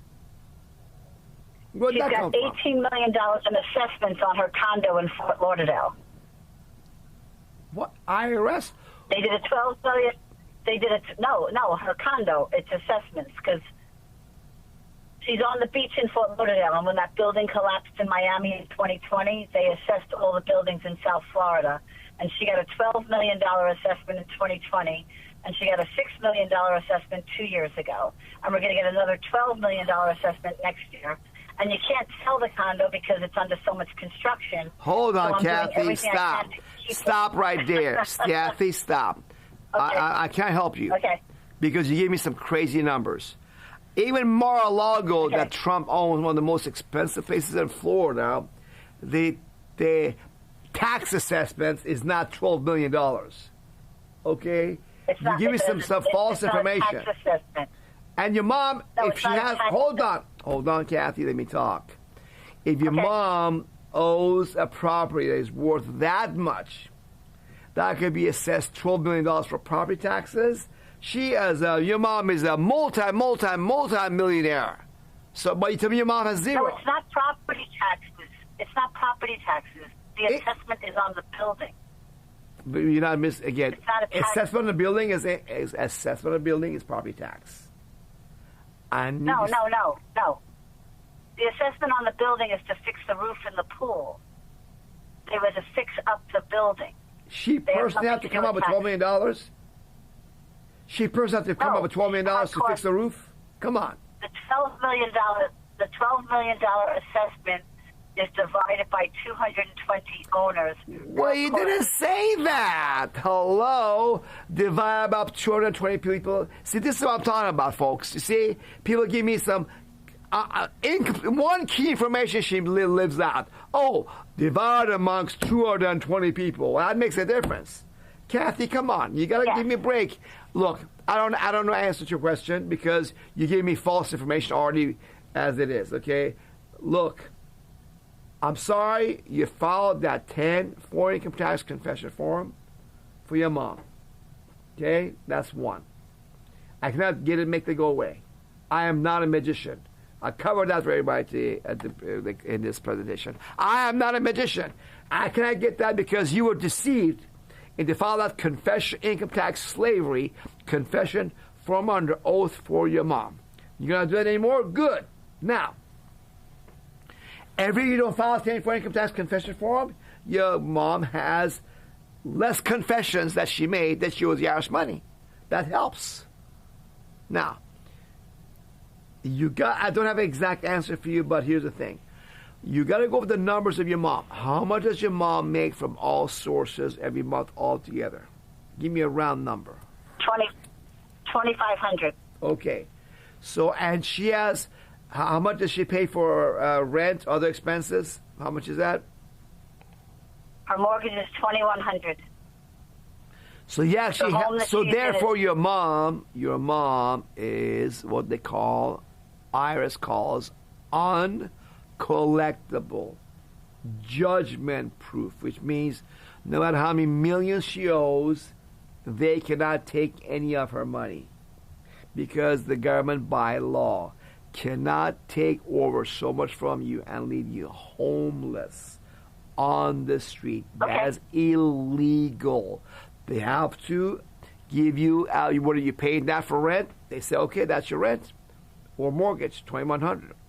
Then they allocate so much for insurance. You gotta have insurance. There's so much for transportation, so much for food. Obviously, your mom doesn't have enough money, and you and your siblings subsidize her. So do not worry. IRS cannot and will not take any money from her. Otherwise, you can talk to them about show that. In fact, let me show you this. Go online and type this up. IRS table exempt amount levy. Okay? IRS table exempt amount from levy. Okay? Put 2026 on there, might as well. Okay? Because that's the newest year. Okay? Every year IRS comes up with the table of what's exempt from levy. Oh, let me do it right. Okay, let me type it in again. IRS exempt amount levy 2026. Okay, let me do this right because I typed it in wrong, guys. Sorry. Here we go. IRS spelled out again correctly this time. Okay, the answer comes up. The form will come up. Okay. Publication 15. Okay. All right. I think that's what it is. Oh no, here it is. Publication 1494. Here it is coming up right now. So let's see. Okay, let's click on it one more time. Here it is. I have it on my screen big. This IRS form. Make it a little bit bigger. Okay, here we go. So you see, it's the tables for figured amount exempt from levy on wages, salary, and other income. Okay. So, for example, a single person, volunteer single, okay? Single person, yeah, okay? Monthly, they're supposed to leave at least $1,300 for $1,341 alone. Okay? Okay. Okay, so, but your mom is, because her mortgage is $2,100, $400 is enough to cover her food, insurance, everything else, so she's exempt from levy because of those reasons. Okay? But this is a good table for the rest of it to use as a minimum. There's also this table shows how much it is for someone who's married filing a joint return, married filing a joint return, $26.83 a month is exempt from levy. Okay? So these are minimum Yes, amounts. my father's dead. So so your mom is fine. She has nothing to worry about. Okay, great. Thank you so much. You're welcome. My pleasure. Okay. All right, let's see. We have any more calls online? 2 callers. Let's see. From area code 303, we have a caller. And another call from area code. What's the other one? I don't see that one. Area code, let's see. I see only 303, 281. Okay. All right, 303 area code caller. Give me your first name. I heard about Freedom Law School. And then your question, please. Hi, I'm Rosie, and I heard about you at the Red Pill Expo a while ago. And I've called in before and asked questions, but I'm going to have another question. Say your name one more time. Spell it out, please. Rosie, Rosie. Very good, Rosie. How may I help you? So I was looking into buying a home, and I came across, I haven't filed in like 3 or 4 years. And I just like hearing about you, and as other sources too, that I know more. And but I came across, I was trying to buy a place, and there's a loan that's a DSCR, and basically if you come up with 20%, you could get this loan that they don't check income tax, the tax returns, and they don't check your income. The question is, if I were to get a home that way, would they come after that home and try to take it away, or like say I owe money and then take the home? Oh, yes. Definitely. You can also potentially get on the road tomorrow in a car and die in a car accident. Also tomorrow, the roof may fall on your head and kill you. It's absolutely possible. You asking the wrong question. It's not what's possible. It is what is likely to happen. You take a chance every day to get in a car driving, knowing over 50,000 people die in car accidents. Over 300,000 people get seriously injured and use limb, eyes, and legs and arms in car accidents. But you take that risk. Why? Are you a fool? Why take a risk? Because life can never be riskless. Sorry. Yes, it is in the world of possibilities. Also, an asteroid may hit Earth next year and kill us all. That is definitely possible, yes. So don't ask the word possible. So you got it. It's but very unlikely. The IRS is more likely to come after you when you sign and file 1040 income tax confession slavery forms. If you want to be protected, not to worry about it at all, that's what the Restore Freedom Plan is for, to help protect you at the same time that you help us restore freedom in America. So I would consider calling us at 813-444-4800 and talk to one of our people about the Restore Freedom Plan. And the sign-up form is right here on the top center of our website. Click on Sign Up. Okay. Click on I agree with the terms of using a website, and then here it is, using a form. Okay, and it tells you your annual membership. Okay? Okay. Any other questions? I'm a 1099, and I just don't file. I just keep all my money. Good. Yeah. And I haven't gotten any notice, nothing. Good. And I keep quiet. I try to tell people, try to wake them up. It's kind of selective because I see the fear in their eyes all the time. So, but I try to tell people as much as possible. But anyway, that's all. Well, Thank anyway, you call for us your help. and we send you for free to show your friends. Say, I need the $50,000 to collect on the back of these brochures. $50,000.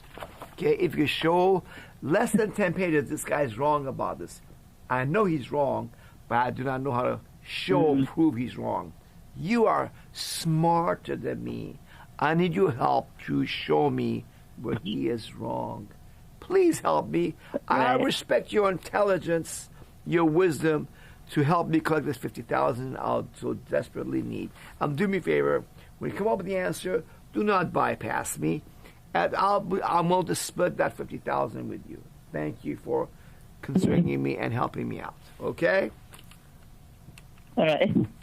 All right, Rosie. Try that out. Call us. We'll mail this brochure to you free of charge. Call us at 813-444-4800. All these brochures will be sent to you at no charge to you, my friend. Call 813-444-4800. Put them in your doctor's offices, dentist offices, car mechanics offices, anywhere people hang around, your friends, coworkers. Hand them out to them. Say, $50,000 is yours. Please split it with me when you show this guy is wrong. He says no law requires 99% of Americans to file income tax. By the way, it's on our website on the front page. You can also download it at freedomlawschool.org inside step 1. It's there. You can view it for free, the brochure as well. Okay? Okay. All right. Thank you, Rosie, for calling. You are most welcome, Rosie. Let's go to the 281 area code caller. Please give me your first name, how you heard about Freedom Law School, and then your question, please. Hi, my name is Candace. Say it again. Spell it, please. Candace. Well, Candace, okay. Very good. Yes, sir. And how did you hear about us, Candace? I'm not really sure. It was a few years ago. I've just been kind of following along. We have not filed since 2022, but my husband is still skeptical on the IRS coming after us and, taking our home and our kids and, who knows what else. So I'm just trying to, I guess, get your advice on how you would talk to your spouse, I guess, about this. And, we have 4 kids, all still middle school and under. So how do you, I guess, not be afraid to lose everything and still know that you still have these rights that you've educated us about? Very good questions. I'm so glad that you asked these very good questions that deserve definitely specific, clear answers, okay? So I'm going to show you what you do is this. You make a special date with your husband, okay? Special date. Cook him his favorite food. Candlelight dinner that he loves. See if you can have your family, your parents or his parents take care of the kids for that night, right? And after he enjoys that great meal he loves, okay, maybe it's outside food, maybe you like steak from outside, or I don't know, whatever. Wine and dine your husband. Afterwards, honey, I need an hour of your time because I am concerned that for safety of our family, and I don't want the IRS to come after us. And I heard that a lot of accountants, CPAs make mistakes and get people in trouble, go to prison. We have 4 kids. We can't afford that. I don't want our kids to be without parents. Fortunately, I found a place that rather than telling us what their opinion is, they actually rely on the law. And they take us to the law as shown on the U.S. government's official legal websites. Let's sit down, because I want to make sure I do this stuff right, and with me, make sure we don't make any mistakes. Have you been ready on your television, our website, freedomlawschool.org, okay? And there, of course, as you know, it's right at the very front page, is the button, start the 7 easy steps to regain your power and freedom, okay? So you have that, click on that ready. It says free yourself from IRS income tax slavery with these 7 easy steps. Step 1 is what? Follow the law, the very first foundation of all of it, okay? On the left it says, if a nation expects to be ignorant and free in a state of civilization, it expects what never has and never will be. Quote from Thomas Jefferson, the 3rd President of the United States and co-author of the Declaration of Independence. Okay? So here, you say, and you watch this 10-minute video, okay, based on the official legal websites of the U.S. government. No law requires 99% of Americans to file income taxes. After this one, you go to step 2. Your step 2 is you show up the cartoon first and say, this cartoon that he has is real. We put the rope around our neck and give all the power to the IRS to hang us. And we don't want to be doing that because, as you'll see, we would just stop filing tax forms because it says right here, when we were deceived by our accountant attorney to sign Irish Form 1040 tax confession trap form, we put the noose around our neck. That's right. I didn't know that until he told me that, because when we sign and file the 1040 income tax confession trap, we state under oath that we owe the IRS money. Okay? This is how the IRS has the power to audit us, empty our bank account, steal our crypto, steal our property, and put us in prison. Okay? So here, let's go watch this video. So you watch this video on step 2. There it is. This one's less than 10 minutes also. Then you go to step 3. Okay? And again, put the cartoons up briefly for him to read after a few seconds. How the Wizard of Oz is the major media making the IRS to be something bigger than it really is. It's a fake. It's a fake image they did of the IRS being powerful, all God that can strike you dead. Okay? Click on both these cartoons, how we've been brainwashed to be slaves. Okay? And then you say, and then watch the video there. You do this with all the steps. Okay? And have a pen and paper ready for them to write down questions. Hold on. I'll write them down.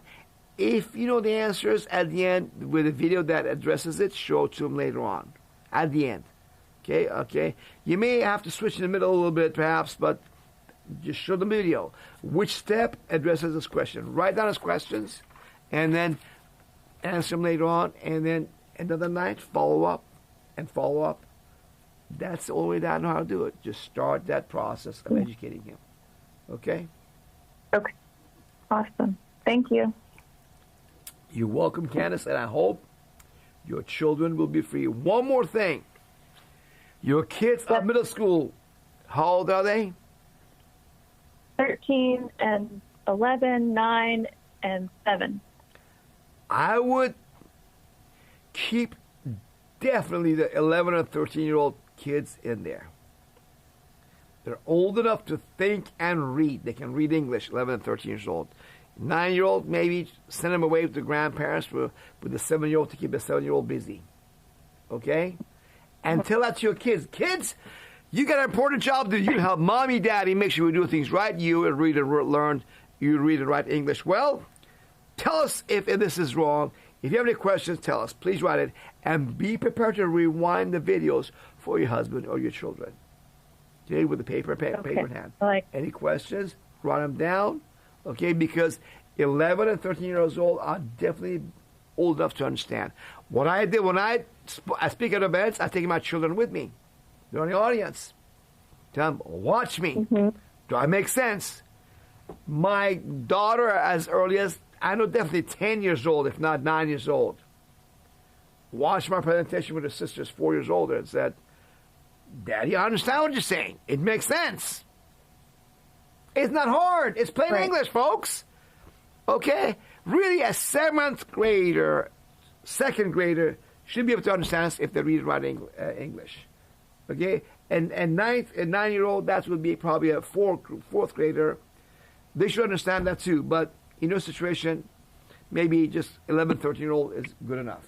And they're more mature to sit down and listen and watch something from mommy. All right, Candace? Right. Thank you. You're welcome. All of you folks, do that. Wine and dine your spouse, your parents, your children, siblings, and then have them watch and start with step 1, and you'll be surprised. And they say, oh, I didn't know that. Why did I know that? Oh, I thought you meant something else. Oh, I thought you talked about the 16th Amendment not being ratified. No. Oh, I thought you were into common law. Oh, no. I thought you were into sovereign state citizen. No. See, they have these ideas in their head that are false. Once they see it, they'll say, oh, okay. You just simply follow the law. All right? Okay, the board is open. If you have questions, folks, call in right now. I take your question, 424-552-1299, and press 1 on your telephone keypad. 424-552-1299, and press 1 on your telephone keypad. We have some questions online, and also one more question in hand, also from TB. Okay? Let's see what TB has a question here. I stopped filing 3 years ago, and I haven't had a peep from anyone until yesterday when I got a non-filing income tax notice. Oh, I already talked to TB. That was TB from the state. I got that. That's done. Okay, we took care of him. Any questions online, guys? No, we have a caller just called in right now from area code 651. Area code, let's go to him, and then we see any questions online that may be 651. Area code caller, please give me your first name, how I heard about Freedom Law School, and then your question, please. Yeah, Payman, this is Eric. I spoke with you actually probably about a month ago. I was on the call. I've found you basically on the web, on the social media. But anyhow, one of my questions I have for you, we touched on it before when I called in. I have a self-directed IRA. The money was originally with Edward Jones, and I rolled in this self-directed IRA checkbook where I can basically, I don't have to get anybody's approval. I can just write a check out, blah, blah, blah. And it sounds like that money is, from when I talked with you before, it sounds like that should not be taxable income. But should I close that account out? And because I set it up through the bank, and how do you disband or move on from that? If you want, go and close it up. Is it empty? Fine. Just up to you. Just take your money out. That closes it all. Okay. I didn't know if there was any sort of special thing that you had or anything like that. Nope. Okay. And then the other question I have is, I have an S Corp that I set up a number of years ago because I'm a licensed real estate agent. And I was told at that time, once you start making X amount of money, you want to have an S Corp so you can take advantage of the write-offs, et cetera. My thought is, and I've been thinking about this a while, that I should probably close that down as well. There's no need to have it, correct? Nope. You can have it, just don't file a tax return, because your corporation is not a Washington, D.C. corporation. It's not created under laws of Washington, D.C. Therefore, your corporation has no legal requirement to file a tax return with the IRS at all. You can leave it there as it is, the corporation, it doesn't file, or yourself. By the way, IRS has never had a plan, ever, to catch corporations not filing tax returns. How do you like that? They assume corporations are good slaves. But your corporation, or any one of you, doesn't have to file a tax return at all, as long as it is not a Washington, D.C. corporation. Anything else, Eric? No, but there's really no sense to even have it anymore. I mean, since I'm not filing, there's no purpose to have it, right? Correct. Okay. Nope, that's it, Payman. I appreciate your time. You're welcome, my friend. We have two more callers that just joined us from area code 570, another one from area code 434. 570 area code caller, please give me your first name, how you heard about Freedom Law School, and then your question, please. Good evening, Leon. This is Dennis from Pennsylvania. I have a good question Say for you. your first name again, I didn't catch your name. If you hit the state lottery, what's your for first name? $4 million. I didn't catch your first name. My question is, what's your question name? Is, name. Dennis from Dennis. Pennsylvania. Okay. Go ahead, Dennis. Go ahead, your question. If you win the lotto for $10 million in the state of Pennsylvania, and they want to take it as income tax, and the federal law says income tax is illegal, I wrote a letter to them asking them to explain to me how they could get income tax on the state lotto that is not part of Washington, D.C. Is it possible that there is no income tax on the state lottery that you win in a state and not in Washington? Look, there's no wagering tax. There's no federal wagering tax in the 50 states. The wagering tax, gambling tax, applies to Washington, D.C. only. So you don't have to pay any federal income tax on that. As far as a Pennsylvania lottery or gambling tax, I do not know that. You have to check that out. Okay. Yeah, thank you. And the people in Pennsylvania love your booklets. I've been handing them out. I'm sorry, say it again, please. You have a good evening. Thank you. Keep up the good work. Thank you, my friend. You have a good evening also, Dennis. Thanks for calling, brother. Right. All right, bye-bye. Okay, before we go to 434 area code caller, let me add to the list a caller that just joined us from area code 254. 434 area code caller, please give me your first name, how you heard about Freedom Law School, and then your question, please. Yes, good evening again. It's William from Virginia, and I heard you on Marjorie Taylor Greene. My question is for younger people who are interested in buying a home. The first thing they're going to be asked about on the mortgage is let's see your last 2 years federal income tax returns. So in your experience, what happens with those people who want to take out a mortgage but have been non-filers, following the law and not filing a 1040 income tax concession form? The short answer is that you don't need a tax return, but banks and most home loan mortgage agents do not know how to get you a loan without a 1040 income tax confession slavery tax form. Okay, you have to call around, look around, ask for a mortgage agent. You know anybody else that can do tax returns without? A home loan without that. I have a video on this topic here on our frequently asked questions. Okay, on the educational. On our website, freedomlawschool.org.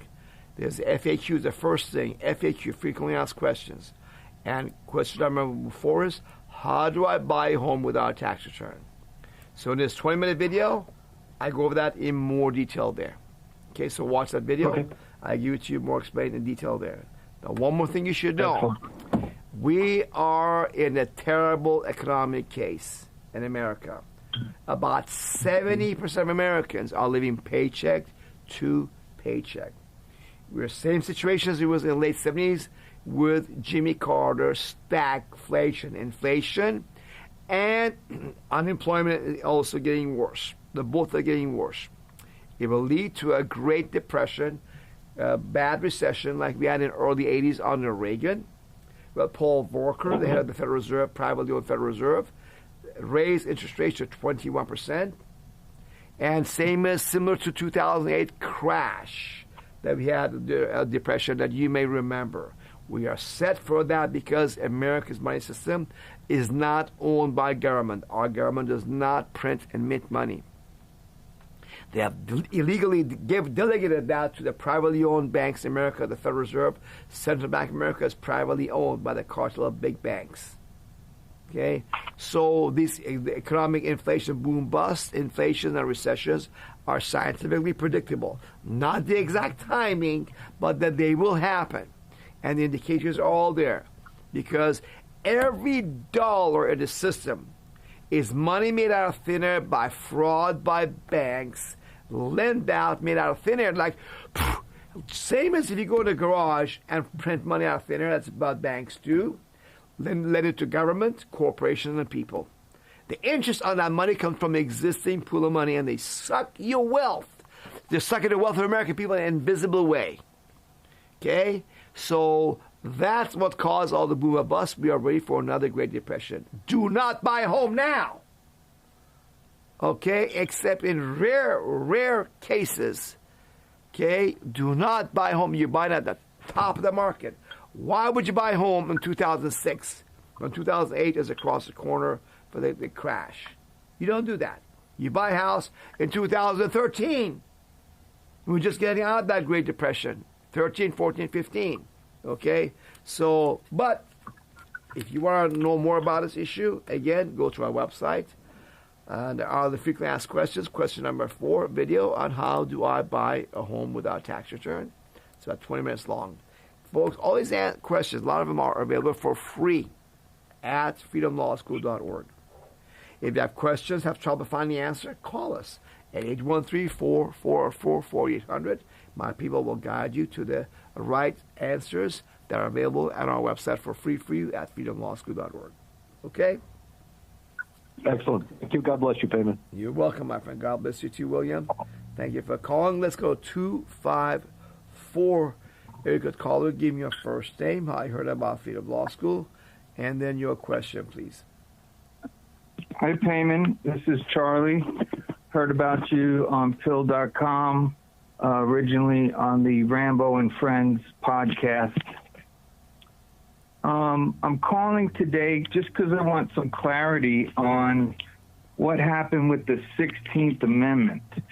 I read some documents about, let me see here, it says that the 16th Amendment was not legally ratified and that the Secretary of State committed fraud when he declared it so in 1913. Can you elaborate on that? Well, that is true. My late friend, Bill Benson, he did in the late 80s, verified that the 16th and 17th Amendment about the U.S. senators being elected not by the legislature of the state, but by vote of the citizens of the state, were not properly ratified by the 3/4 of the states as required by the U.S. Constitution. That is very true. However, it's irrelevant because as you see in our brochures, okay, the Restore Freedom brochure and the Fast Track Your Success brochure we have, okay, then you can call us, we'll send it to you for free, and on our website, and this video, okay, we have this video on our step 1, okay, about 16th Amendment, how the income tax was imposed on Americans despite the 16th Amendment of the U.S. Constitution. The U.S. Supreme Court stated the 16th Amendment of the Constitution did not give Congress any new taxing powers anyways. That was the case of Stanton versus Baltic Mining Company. You see it on the brochure right here. See, all the stuff is there. Conferred no new power of taxation, okay, to the federal government, the 16th Amendment. Okay? So it's irrelevant, 16th Amendment, anyhow. The way the law is written right now, or 1913, when they came up with the first borrowed income tax, it never applied to the people of the 50 United States. Even back then, the word state of the United States in 1913 in federal tax law was defined as only District of Columbia and her territories. Right there. I'm showing it to you on the screen, everybody. That's right. All that you can see for free at freedomlawschool.org on our website. Okay? So, state of the United States, that means the United States or U.S. citizens are citizens and residents of D.C. and her territories back in 1913. Today, it's only the District of Columbia citizens only. Same thing with D.C. corporations, okay? Estate tax, all those things apply only to citizens and residents of the District of Columbia. Okay? Cool. Yeah, so I also read here the IRS counters that Congress gave the Secretary of the Treasury power to enforce these laws through involuntary collection if voluntary compliance fails. Unbelievable. Who makes the law? Who interprets the law in America? The IRS or the U.S. Supreme Court? Last time I checked, legislature, Congress writes the law, and the U.S. Supreme Court interprets it. And here it is, Stanton versus Baltic Mining Company. Look it up on the internet. It's on our website, available also for free. Okay? Right. It says what? And the 16th Amendment gave conferred no new power of taxation. IRS is lying to you, deceiving you. That's what they're doing. Okay? You see that on the screen right now. All right, so lastly, I also have that the White House is targeting a July 4th deadline for the Clarity Act to become law, which will be the legal framework changes to the Internal Revenue Code, Section 6045, require brokers or any person who is responsible for regularly providing. This is happening on the international level as well. By the time the agentic AI, the U.S. has explicitly rejected the CBDC. Are you familiar with the Clarity Act and how that's going to affect the IRS?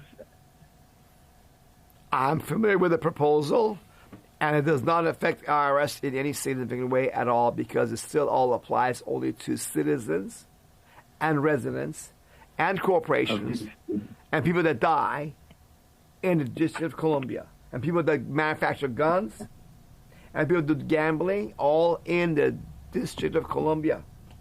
Federal people that work in D.C., people that own real estate, sell real estate, and do jobs work in D.C. It does not apply none of that stuff about the tax law goes to people of the 50 United States. Because remember, follow the law on the front page of 7 Steps to Free Yourself of the IRS. Based on the official legal websites of U.S. government, no law requires 99% of Americans to file and pay income taxes. You can see a proof in this 10-minute video right here, and there's more proof about that inside that. There's more of these short 4 to 10-minute videos below that. Okay, these ones right here, and there's more longer videos before that. So it doesn't matter. It never did apply to the people of 50 states and will not apply to the people of 50 states because it would be unconstitutional if they did that. That is why they did not write the law applying to people of the 50 states because the income tax law is completely constitutional in the District of Columbia, not the 50 United States. Okay? Yeah. All right. Just one last thing before I let you go.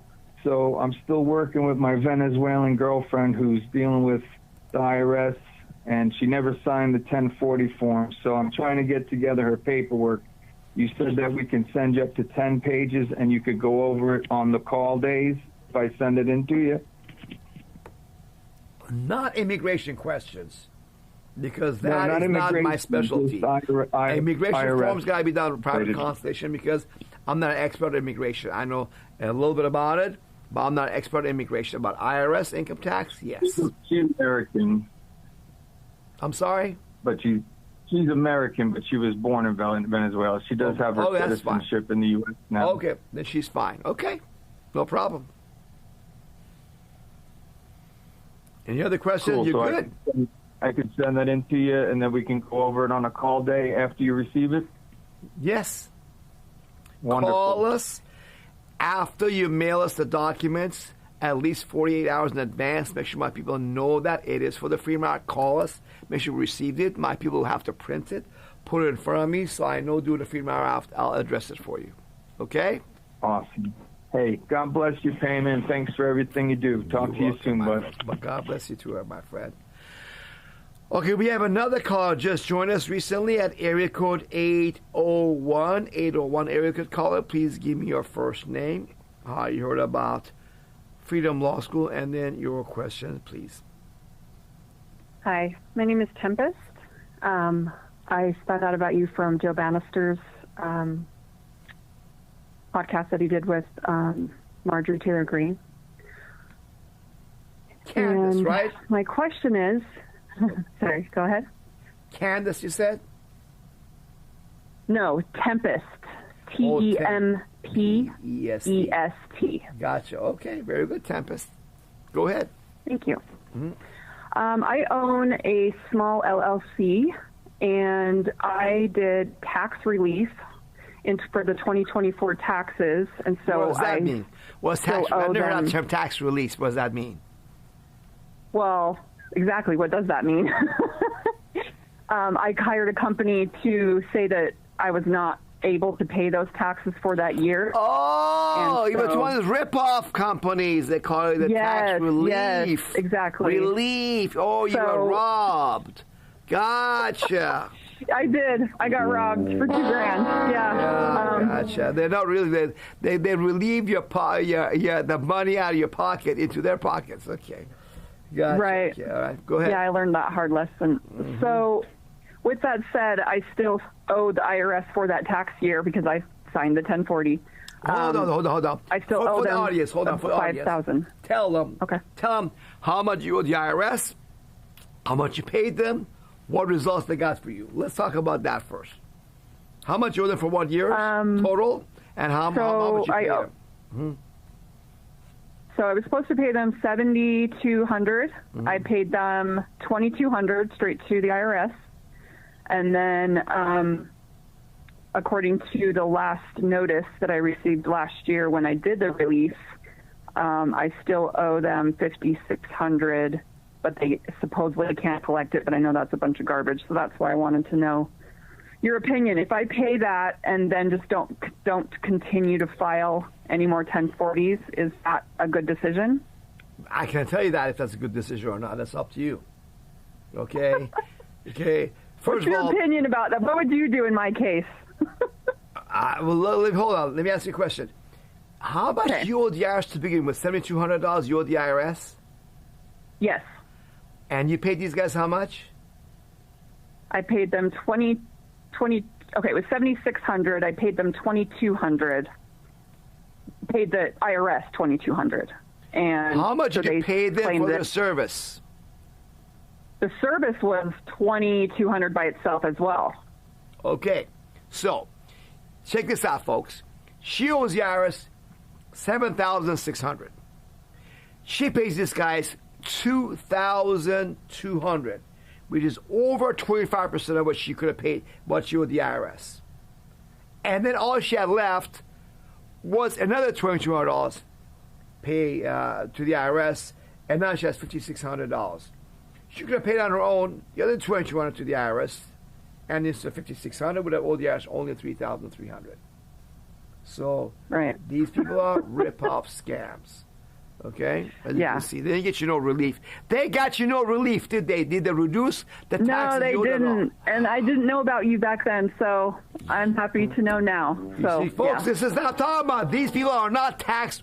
I gotta remember they call themselves tax relief companies. No, tax relief, the relief you of the burden of carrying cash in your pocket. That's what they do to relieve her of $2,200 of her money and save their zero with the IRS. Zero savings with the IRS.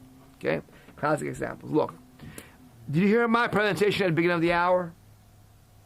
I did not. Watch it. I did that just for you. I'm not. How long was it? We did about 45 minutes, I think. I talked. Yeah, about 45 minutes, I think, or something like that. I did that just for you and people like you, Tempest. So I'm not going to repeat that for the whole. Everybody watch it. It's right now available on Rumble. Right, you can right now you can read and Rumble, Odyssey, YouTube, BitChute, all these places. Okay, Facebook, it's all there. And the answers are there, and if any of your questions, call us. But I took a time, over half hour, to make sure you're clear about it. You have your options. Okay. But, you know, this is such a small amount. Let me tell you something right now. You'll be just fine. Will you pay more or not? It's such a small potatoes. You got to go to our website, freedomlawschool.org, okay? And one of the 7 steps, my favorite step, folks, is step 3. Realize the IRS operates on deception and bluff. This Wizard of Oz image they got in your head, the corrupt, crooked major media that lied to you about everything, that told you Iraq had weapons of mass destruction, Iran has a nuclear bomb was going to come and nuke America, that told you that if you don't take the corona jab, America will die of COVID. Okay? The same one that told you Epstein was no big deal, right? Same one that told you January 6th, okay, was an insurrection, right?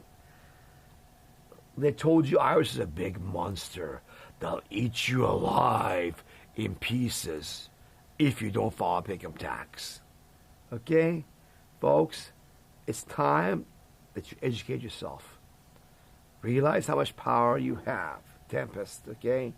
And in step 3, you go through all these irises are very weak. They are literally breaking apart from within like the Soviet Union. Okay? So, it's not that much money. I got a guy coming to me a month ago. He owed the IRS over $800,000 for multiple years. And the IRS put a block on taking money, attacking his money anyway whatsoever.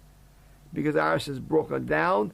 IRS levies are down. Taking bank accounts, paychecks by force are down by over 9%. Over 9%. Okay, so watch the video. You have fun. Tempest, thanks for calling. Any other questions? You good? Yeah. All right. Let's see. The line's open if you have any questions. We're going to go to questions online, but the number to ask your questions is 424-552-1299. Press 1 if you have a question. 424-552-1299. Press 1 on your telephone keypad if you have a question. We have TLE Claire 1974 says, I called earlier this evening regarding state income tax. And he has said that 1099 contractors only apply to government workers. Where do I find that law or documentation? Well, I showed it to you guys. Okay, let's go. I do it one more time. The details of that you'll find in our petitions in step 4. Go to step 4, question authority. Okay, you go in there, and we have petitions in there. One of them is specifically on the Form 1099, self-employment, taxes, and 1099 forms. That's the one that gives it to you in more detail. Open that, click on a petition, bada boom, bada bim. It's all explained in detail in there. Also, we have it on our website, on one of the videos that we have. Let's see.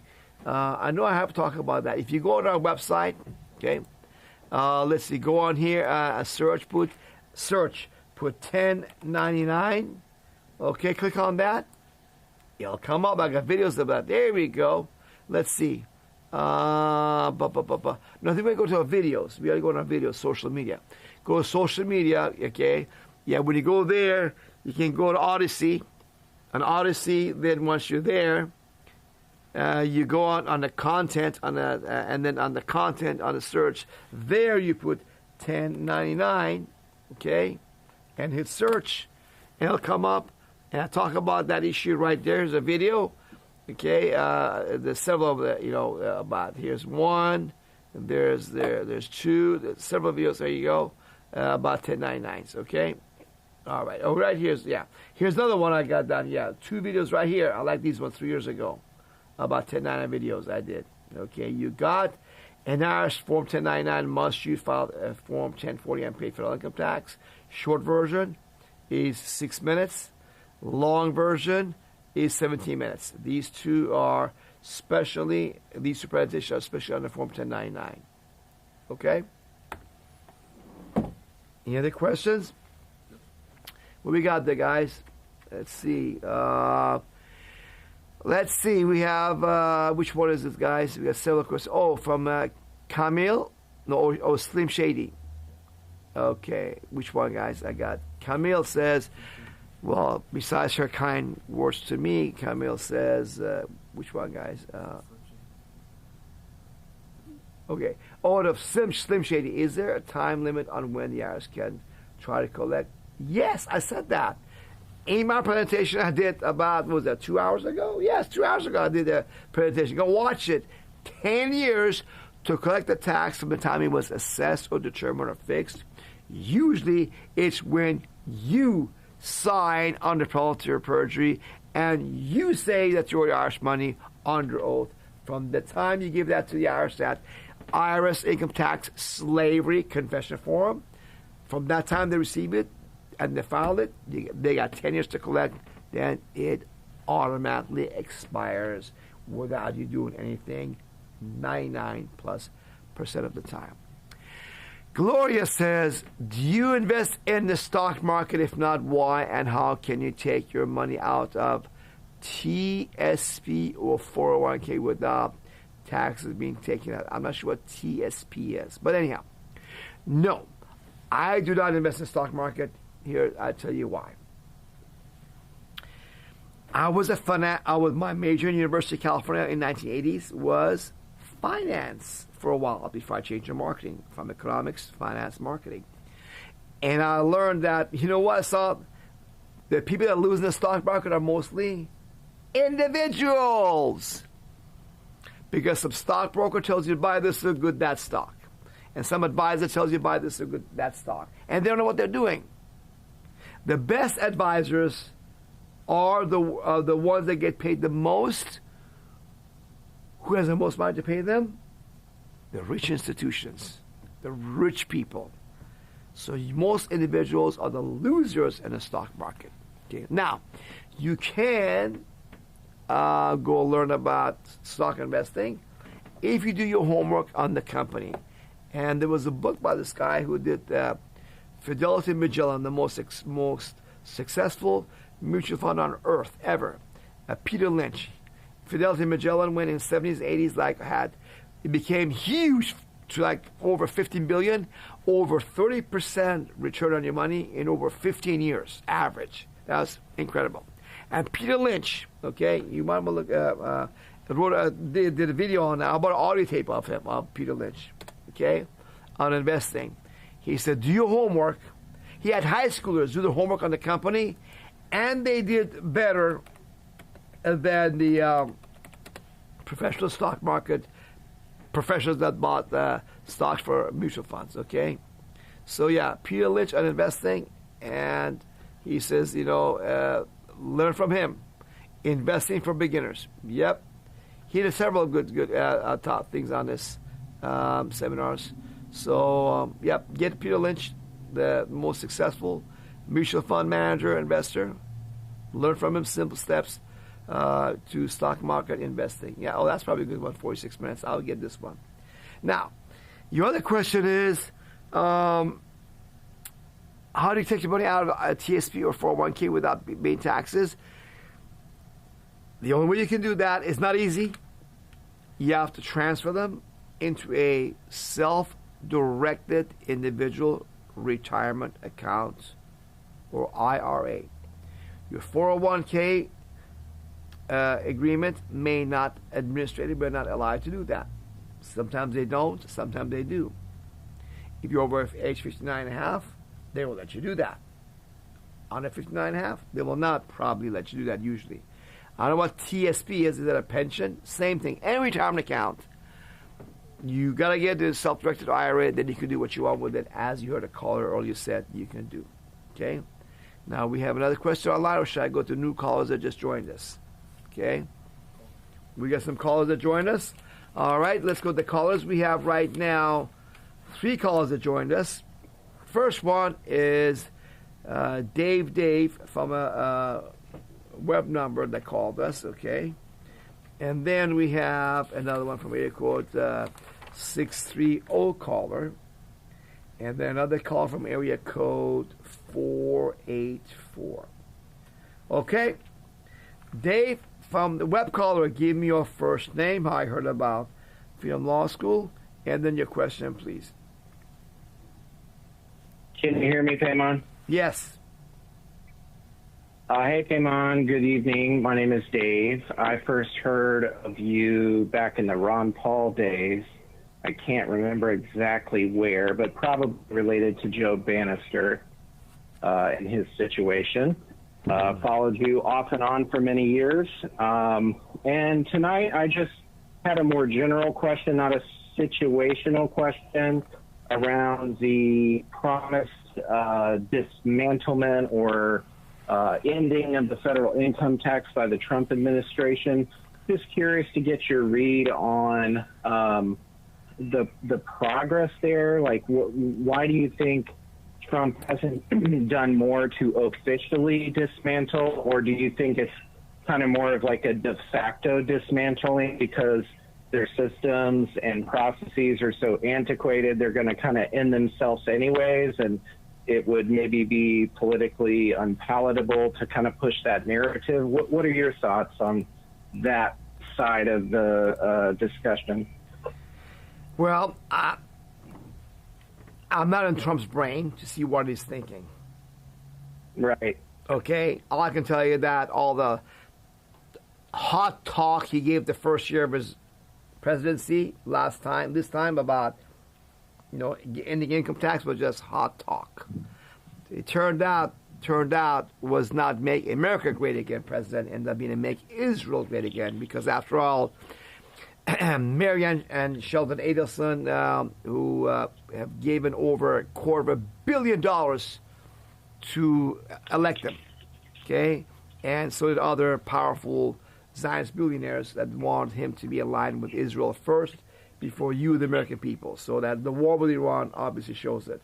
We spent how many billions of dollars, tens of billions on this war. How much Americans have paid for higher gas and food prices because of this war with Iran for a tiny little Israel of 10 million people. Okay?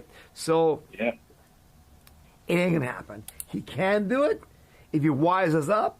If somebody tells him about Freedom Law School, Trump could be the greatest president of America if he learns about Freedom Law School, what we teach, and declares, hey, I'm going to enforce law as written.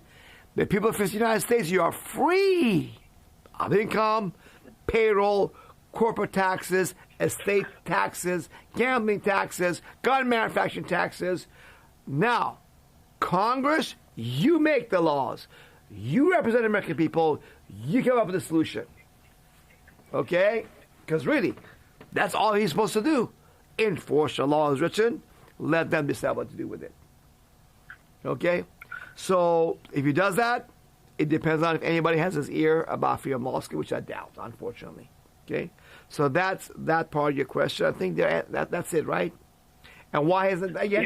Yeah. And one more thing. Trump told Congresswoman Marjorie Taylor Greene on the phone, Marjorie, on the Epstein gang, I'm not going to release more files because if I do, my friends will be hurt. Oh, Trump, your friends? Oh, yeah, friends that are part of the Epstein gang? Really? Well, does that make a difference? Who took advantage of children? Who raped and tortured all these horrible stuff they've done in Epstein files. Horrible stuff they've done. Torture and rape and killing too, folks. So they're your friends too? And you're not going to do anything about it? Cover it up for it? Makes me wonder. Yep. Why is that? Paymon. Yeah. Paymon, Yes. I've been following you long enough to know that you've at least published, I would say, optimistic videos about what Trump was saying at Yes. the time. I'm curious, did you vote for him? And if so, do you feel betrayed? Of course. Yes and yes. Okay. I agree with you. I agree with you 100%. I'm very glad to hear it. Yes and yes. And it's really it's a huge missed opportunity, and I wish it were different. Mm-hmm. Yep. Yeah, and you know what? Go watch the video online. Turns out the Butler Association, the assassination attempt. You see video on there, guys. There's a video on there shows that Butler assassination. There's a staffer who brings a cameraman, okay, to take pictures of Trump so-called assassination. Oh, yeah. And there's a crane with a U.S. flag out there. We could go real deep. There's a lot of fishy stuff going on. He doesn't want to know why. Assassination attempt. And, yeah, he ordered a stop Charlie investigating who tried to kill him. Yeah. Yeah, no wonder he ducked down and blood came out of his mouth. That was his chance to do the fake blood thing by going down and covered up his ear with a bunch of with some gauze band to see what happened. Anyhow, any other questions, Dave? Have you stopped filing income taxes? Have you? Oh yeah, I haven't filed since 2011. Yay! Woo. Yep, there you go, folks. Okay. Give me the sound effect, Payman. Give me the sound effect. Give it to him again. Good job. Yes, Dave. Yes. That's right. Since 2011. Okay. All right, Dave. Thanks for calling, brother. I appreciate you, brother. Have a good night. Have a good night, Dave. Okay, we have now, let's see, area code 630. Caller next. Give me your first name, how you heard about Freedom Law School, and then your question, please. Hey, Paymon. My name's Alexander. I heard about Freedom Law School probably through just some documentaries and probably Joe Bannister and just going down the rabbit hole of tax stuff back in the day, a couple of years ago, like 10 years ago, something like that. What is your name again? Alexander. Alexander. Okay, my friend. What's on your mind? Sure. Well, so I have a question for you. I haven't filed income taxes in probably about 10 years. I'm feeling good about it, but where's the hand? Give me a hand. Yeah, come on, guys. Good job. Yay, good job.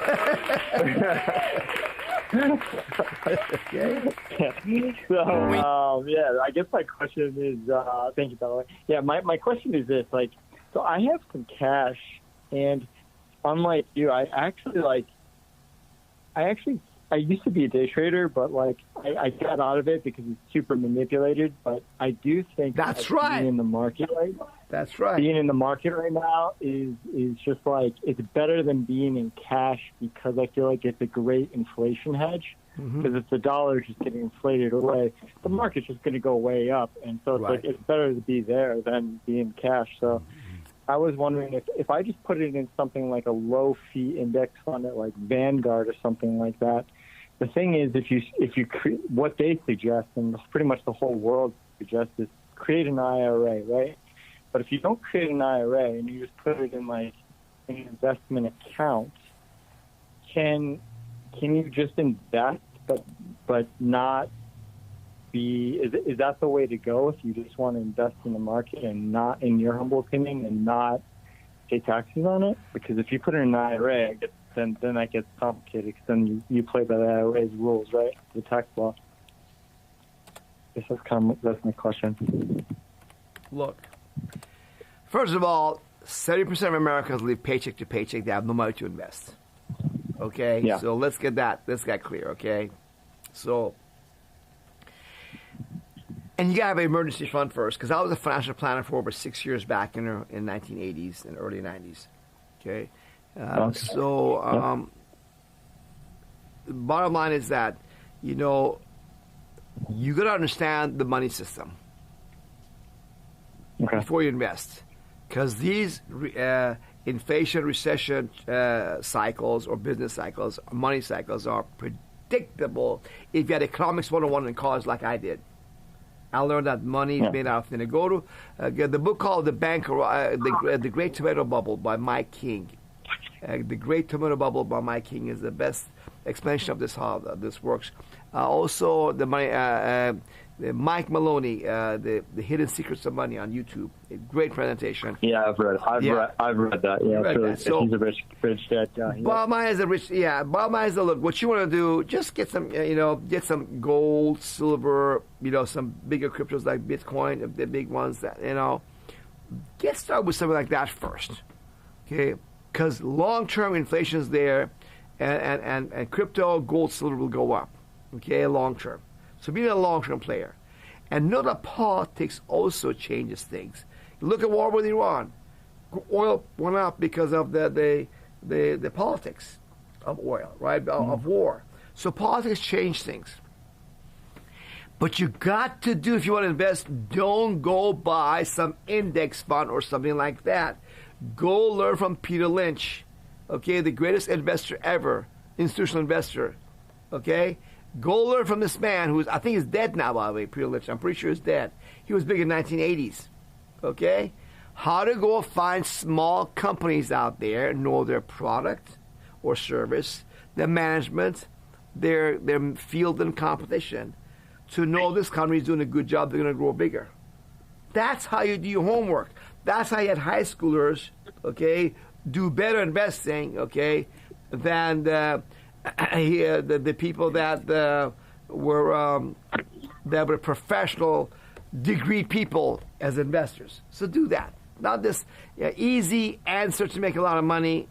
That's a recipe to losing, just as much as traders. I tell traders, I got people around me trade, and this guy sold me a system to do that. Yeah, but you got to tell you how politics is going to change things. War comes up, revolutions comes up, regime changes, all this stuff. That affects the market wholesale. And your day trader goes down the toilet. Right? Same thing with any investing you do. You got to know the general economic model of the world, how money system works, and then go after companies that you really have done your homework on their market, on their product, on their management, how to do a good job. And then, I got a small company, this is the upcoming Facebook or Google or Amazon. Way back then. Okay, that's how I suggest on that. Okay? Yeah. I was also let me just add this. Like, the reason I'm stepping away from that is because I learned, one, that the markets are very manipulated, and two, it's just like trying to pick stocks is it's impossible. Like time the market, and I'm a professional at it, is nearly impossible. Like that's 97% of all traders lose money. I'm one of them. So I'm just trying to stay away from that. Listen, I'm a math guy. I love math. So I'm the kind of guy that could do the math and figure out all this kind of stuff. But I realized, wait a minute, all the day trading and stuff I do will be overwhelmed by the general market conditions, the money system, and politics. For example, I got friends that knew nothing about the money system. In 2006, I have a friend who had 6 homes. He lost it all because he didn't know, he didn't see the Great Depression coming. I did. A relative of mine, multimillionaire, I told him back in 2003, sell real estate in where I lived in Southern California. He didn't do it. He should have.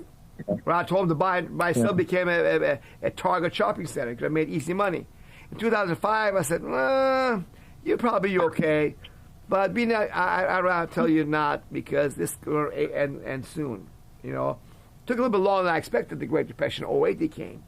But I was right about the end is coming. I just don't know exactly when. Same thing right now. That's the most important thing. Know when the market is at the bottom. Know when it's about to crash. Know when it's at the top. Right? That's number one. Because you're going to lose. And most everybody lose when the market's at the top, at the bottom. Just like 2008.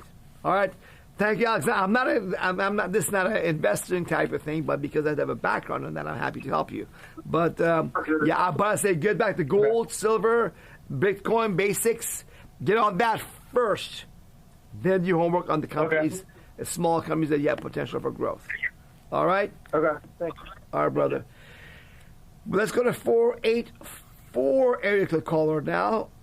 Give me your first name, my friend. Tell me how you heard about Field Law School, and then your question, please. Hey, Payman. This is MP here. How are you? Say your name again, please. MP. Spell that, please. M as in Mary, P as in Peter. Oh, initials MP. Good enough for me. How did you hear about us, MP? I actually followed you a long time ago, so I sent all my what do you call the senators thing, right? 3 sets into 3 sets to DC, but I haven't received anything back. George actually called me a couple of days ago to follow up. I said I haven't heard back anything, so what's my next steps? And he said, oh, you don't have to wait. Means I don't know if you're gonna get something or not as an acknowledgement. If not, then it's okay. And secondly, I'm going to stop filing from next year, but let's say if I have to buy a business or, another property or something, how are we going to get the loan without the taxes as a proof? Normally they ask like, oh, give me last 3 years return. And what will be the answer at that time? Do we have anybody like that giving loans without tax as a proof, like form 1040 as a proof, if they don't have how to get the loan?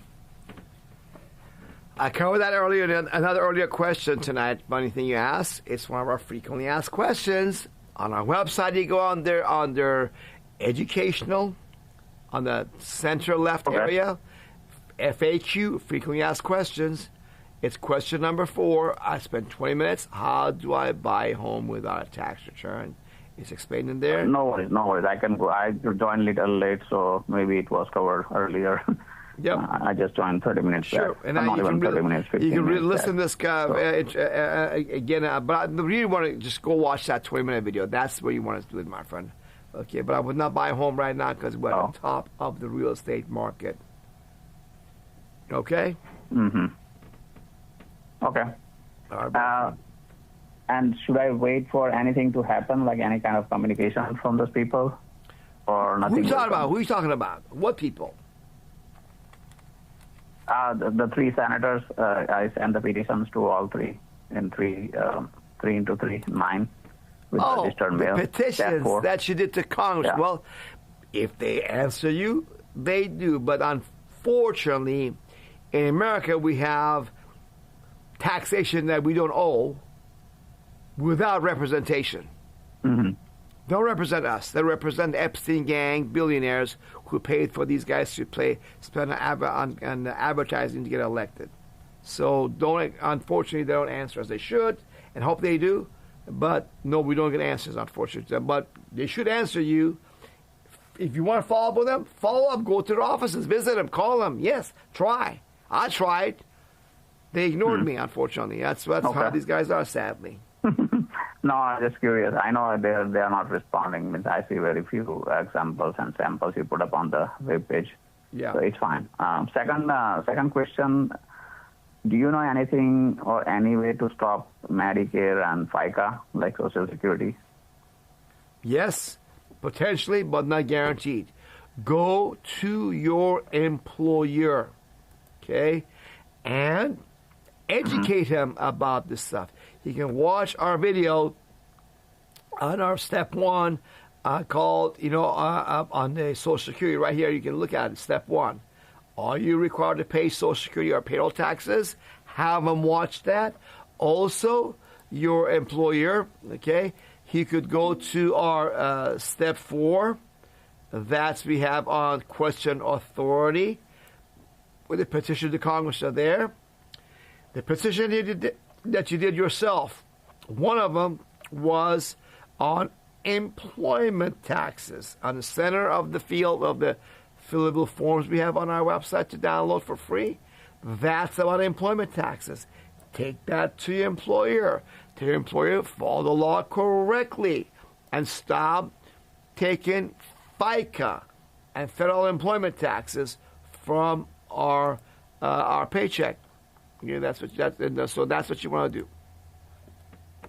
Okay, and educate them. How big is your employer? How many employees does the company have? Oh, we lost that. No discussion. Please connect the host. Okay, audio. What do I do now?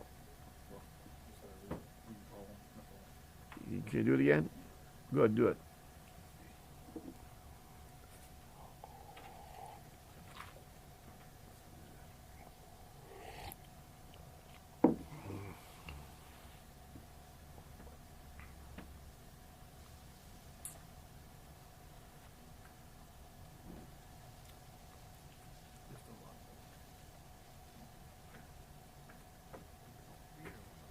Please enter your show or meeting number.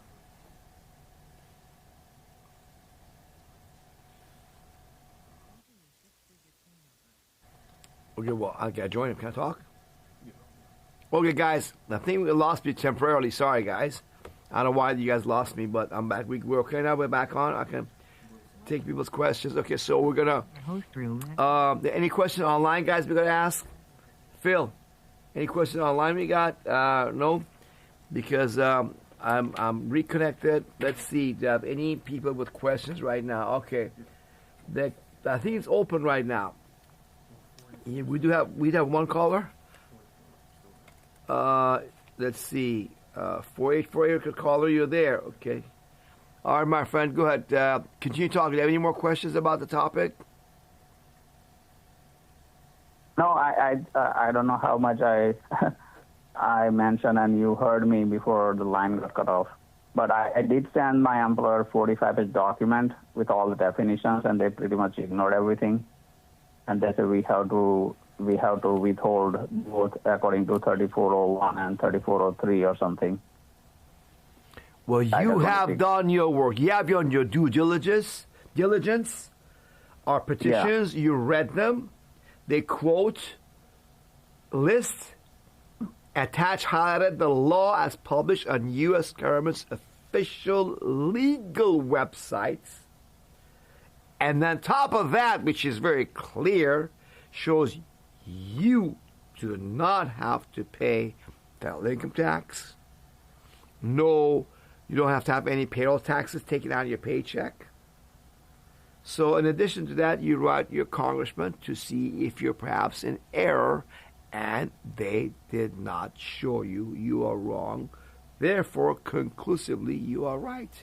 You're good. So go on and just tell other people about Freedom Law School. Send them our website, email them about our website, text your friends about freedomlawschool.org. We'll mail you our brochures about Restore Freedom. Okay? Educate people by handing out our brochures. Okay. It's all there. Okay? Thank you. You're welcome, my friend. All right, folks, I think we're almost done. But one more chance to get the last caller who may be waiting to ask a question. Call right now. If you have a question, the number to call is 424-552-1299, and you press 1 on your telephone keypad, 424-552-1299, and you press 1 on your telephone keypad. I'll take your question right now. Otherwise, we'll end it. There's no questions online. We answer all the online questions. We're good. We answer anybody who had to send a document to us. And let's see. I think there's a question there. What you read on the legislative situation? Why do you think Trump hasn't further dismantled the IRS or easy? Because he doesn't know how to do it. He doesn't know that he can. He cannot dismantle the IRS, folks. Trump cannot dismantle the IRS. Okay? Only Congress has the power to eliminate the IRS. What Trump can do is to enforce the law, which is income tax is only paid primarily by citizens and residents of Washington, D.C., not the people of the 50 states. FICA, payroll taxes, All that is paid by people doing certain activities in 4 U.S. island territories of Guam, Puerto Rico, Virgin Island, and American Samoa. Corporate taxes, estate taxes, these also are paid by people from citizens and residents of Washington, D.C. So all Trump should do is enforce the law as written right now.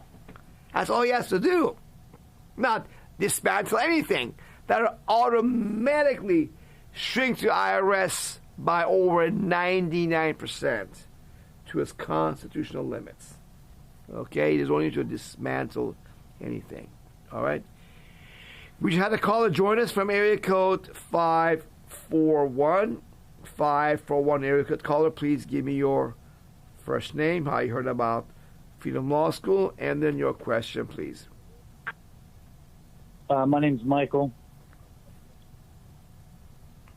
And how did you hear about us, Michael? Oh, man, I've been watching your videos, nonstop, going down that rabbit hole, so to speak. But see, I found you I think the first time I saw you was on, Clayton? Okay. And then I was, all over the place, man. And I appreciate what you're doing, and I'm sure I'm not the only one, because there's a lot of people that watch this and their blood boils when they're seeing where our money's going. And then when you find out that you don't have to pay this, it's even, it gives me a pretty good relief, but it's also still infuriating. Yes, it is. When you find out you were lied to and ripped off, if you find out that you thought you had a government of, by, and for we the people, and find out we have a government by and for the Epstein gang billionaires that own Trump and Congress of the United States. They work for them, not for you and I. You find out that America's a Gulliver who needs to wake up. And we're working on that, my friend. So you one of them, my friend. Good job for you waking up and educating yourself. What is on your mind, Michael? Well, I have a bunch of questions. We don't have all the time in the world for all the questions I have, but have you ever thought about running for office? I have run for office. Okay, well, don't give up, man. Your videos are being throttled on YouTube. They're being not banned, but they're not being visible as they should be. YouTube's giving you clickbait on shootings or something bad that happens, but keep doing what you're doing. I hope this thing grows. Watching you and Marjorie do that last interview, that was phenomenal. It gives people like me hope. Like I've been living in a fifth wheel for 7 out of the last 10 years. Mm-hmm. And if I had 20% of the taxes that I've paid in that time, I'd be in a house. I'd be in a home. I heard you talking to a gentleman earlier where he talked about trying to get a house, and they asked for 2 years' taxes. I went down that route as well because I was a professional caddy, and you're an independent contractor. They do have loan statements that are available. Loan statement loans, you pay a little bit higher interest, but property taxes, is there a loophole in that? You see what DeSantis is doing here in Florida, but we're still having people fight us against the property taxes. That's another reason why I haven't pursued a house, not just because I don't want to, because I can't afford to. I can't afford to get into a house and then all of a sudden my property tax would jump from, let's say, $1,500 a year to, $6,500 a year. That would, I can't even say the things that I want to do, man. What I think this country needs is a revolution, and hopefully this is the start of one. I agree. And let me tell you something. The way to take up our country is people waking up. What happened due to the corona hoax about 5-6 years ago? Many people left California, New York, all these socialist states, came to Florida. Florida used to be 50-50, actually majority Democrats, socialists. Now, with all the new people wanting for freedom, it's become very much a freedom state. And so, leave Oregon, come to Florida. Whereby no, I'm in Florida. You're already Florida? Okay, good. Then you already had a good thing, my friend. Where do you live? Whereabouts do you live? I am in a tiny town called Bowling Green. Whereabouts is that? Let's see, it's about an hour from the West Coast, hour and a half from the West Coast, just south of Lakeland. Oh, okay. God, I know where that is, yeah. I spent a lot of my youth over in St. Cloud, Florida, about 30 minutes south of Orlando. Okay. And, well, you know what? This You're doing the right thing. Go out there, talk to people, brother. Talk to people about freedom. You know, you guys can go door to door, talk to them about Freedom Law School. You know that? You could do that. Hand out our brochures to people, put your name and phone number at the bottom of the back page, and get paid. You can get paid for all this stuff, folks. All the truth is being just shown you to other people. You can get paid a lot of money. So have fun. Are you working right now, Michael? Oh, yeah, I am. I just started, and this is why I reached out to you before, is because I'm supposed to start a new job on Saturday. And when I was filling out all my paperwork for onboarding, I clicked no on federal income taxes. You know, I felt a little hesitation, but I looked at my wife and I said, no. I said, why would we do this? Even if there was some sort of repercussions, like you're seeing what our government, they're not listening to us. They're not representing us. They tell us one thing, then they get in office and do something completely different. I don't know if you just saw on TBD, we just had a governor's debate. It had Jay Collins, that kid Fishback. Yes, I know about it. Yeah, James Fishback, and yeah, I know about that. Yeah. Yeah, and actually, Collins had my vote until, you know, he's running his mouth about things that it's like, he's not listening to the people. It's about these data centers. Nobody wants these data centers. Right. And his argument was, oh, do you want the state to step in and ban those rather than just having guardrails? No, dude, you're not listening to people. We don't want them here. Right. Listen, Michael, I'd love to sit down and chat with you, but it's 10 o'clock. I got to get some sleep. Go see my family. If you have any questions, man, before we wrap up, I get some sleep, so I'll be here on time tomorrow. Do you have any questions I can help you with right now, my friend? No, you've answered a lot of them, so I appreciate what you do. I really do. You're welcome. Thank you, brother. You're welcome. Thanks for calling, my friends. All right, guys, I think we're done for tonight. It's been 3 hours long. Thank you for being with me. I appreciate that. Once a week, I get to be with you guys, you know, and connect with you. But know this. I believe in a world of live and let live, and love and let love, just like you. That's my vision. If that's your vision, know this. You were meant to be on this Freedom Hour and hear this message and connected with Freedom Law School. You were meant to be part of this restoration of America. So do your part. Continue educating yourself at Freedom Law School, but go out there, talk to people, folks. Be ambassador of freedom. Go on your social media. Put Freedom Law School on your social media pages. Facebook, X, Instagram, everywhere.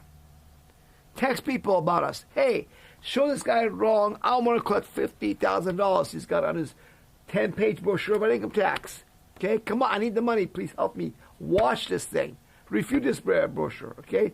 We'll mail these brochures to you free of charge. Go out there and reach someone with love, okay? And give them a chance to be free like you are free with prosperity, because this inflation is hurting people big time. 70% of Americans are living paycheck to paycheck. That's not the way it's supposed to be. They're slaves. Give them a chance. Talk to them. Love them. If they say no, if they say they're not interested, it's not about you. It's about them. So love them anyways, my friends. Okay? I love y'all. I'll be back with you next week at freedomlawschool.org, 7 p.m. next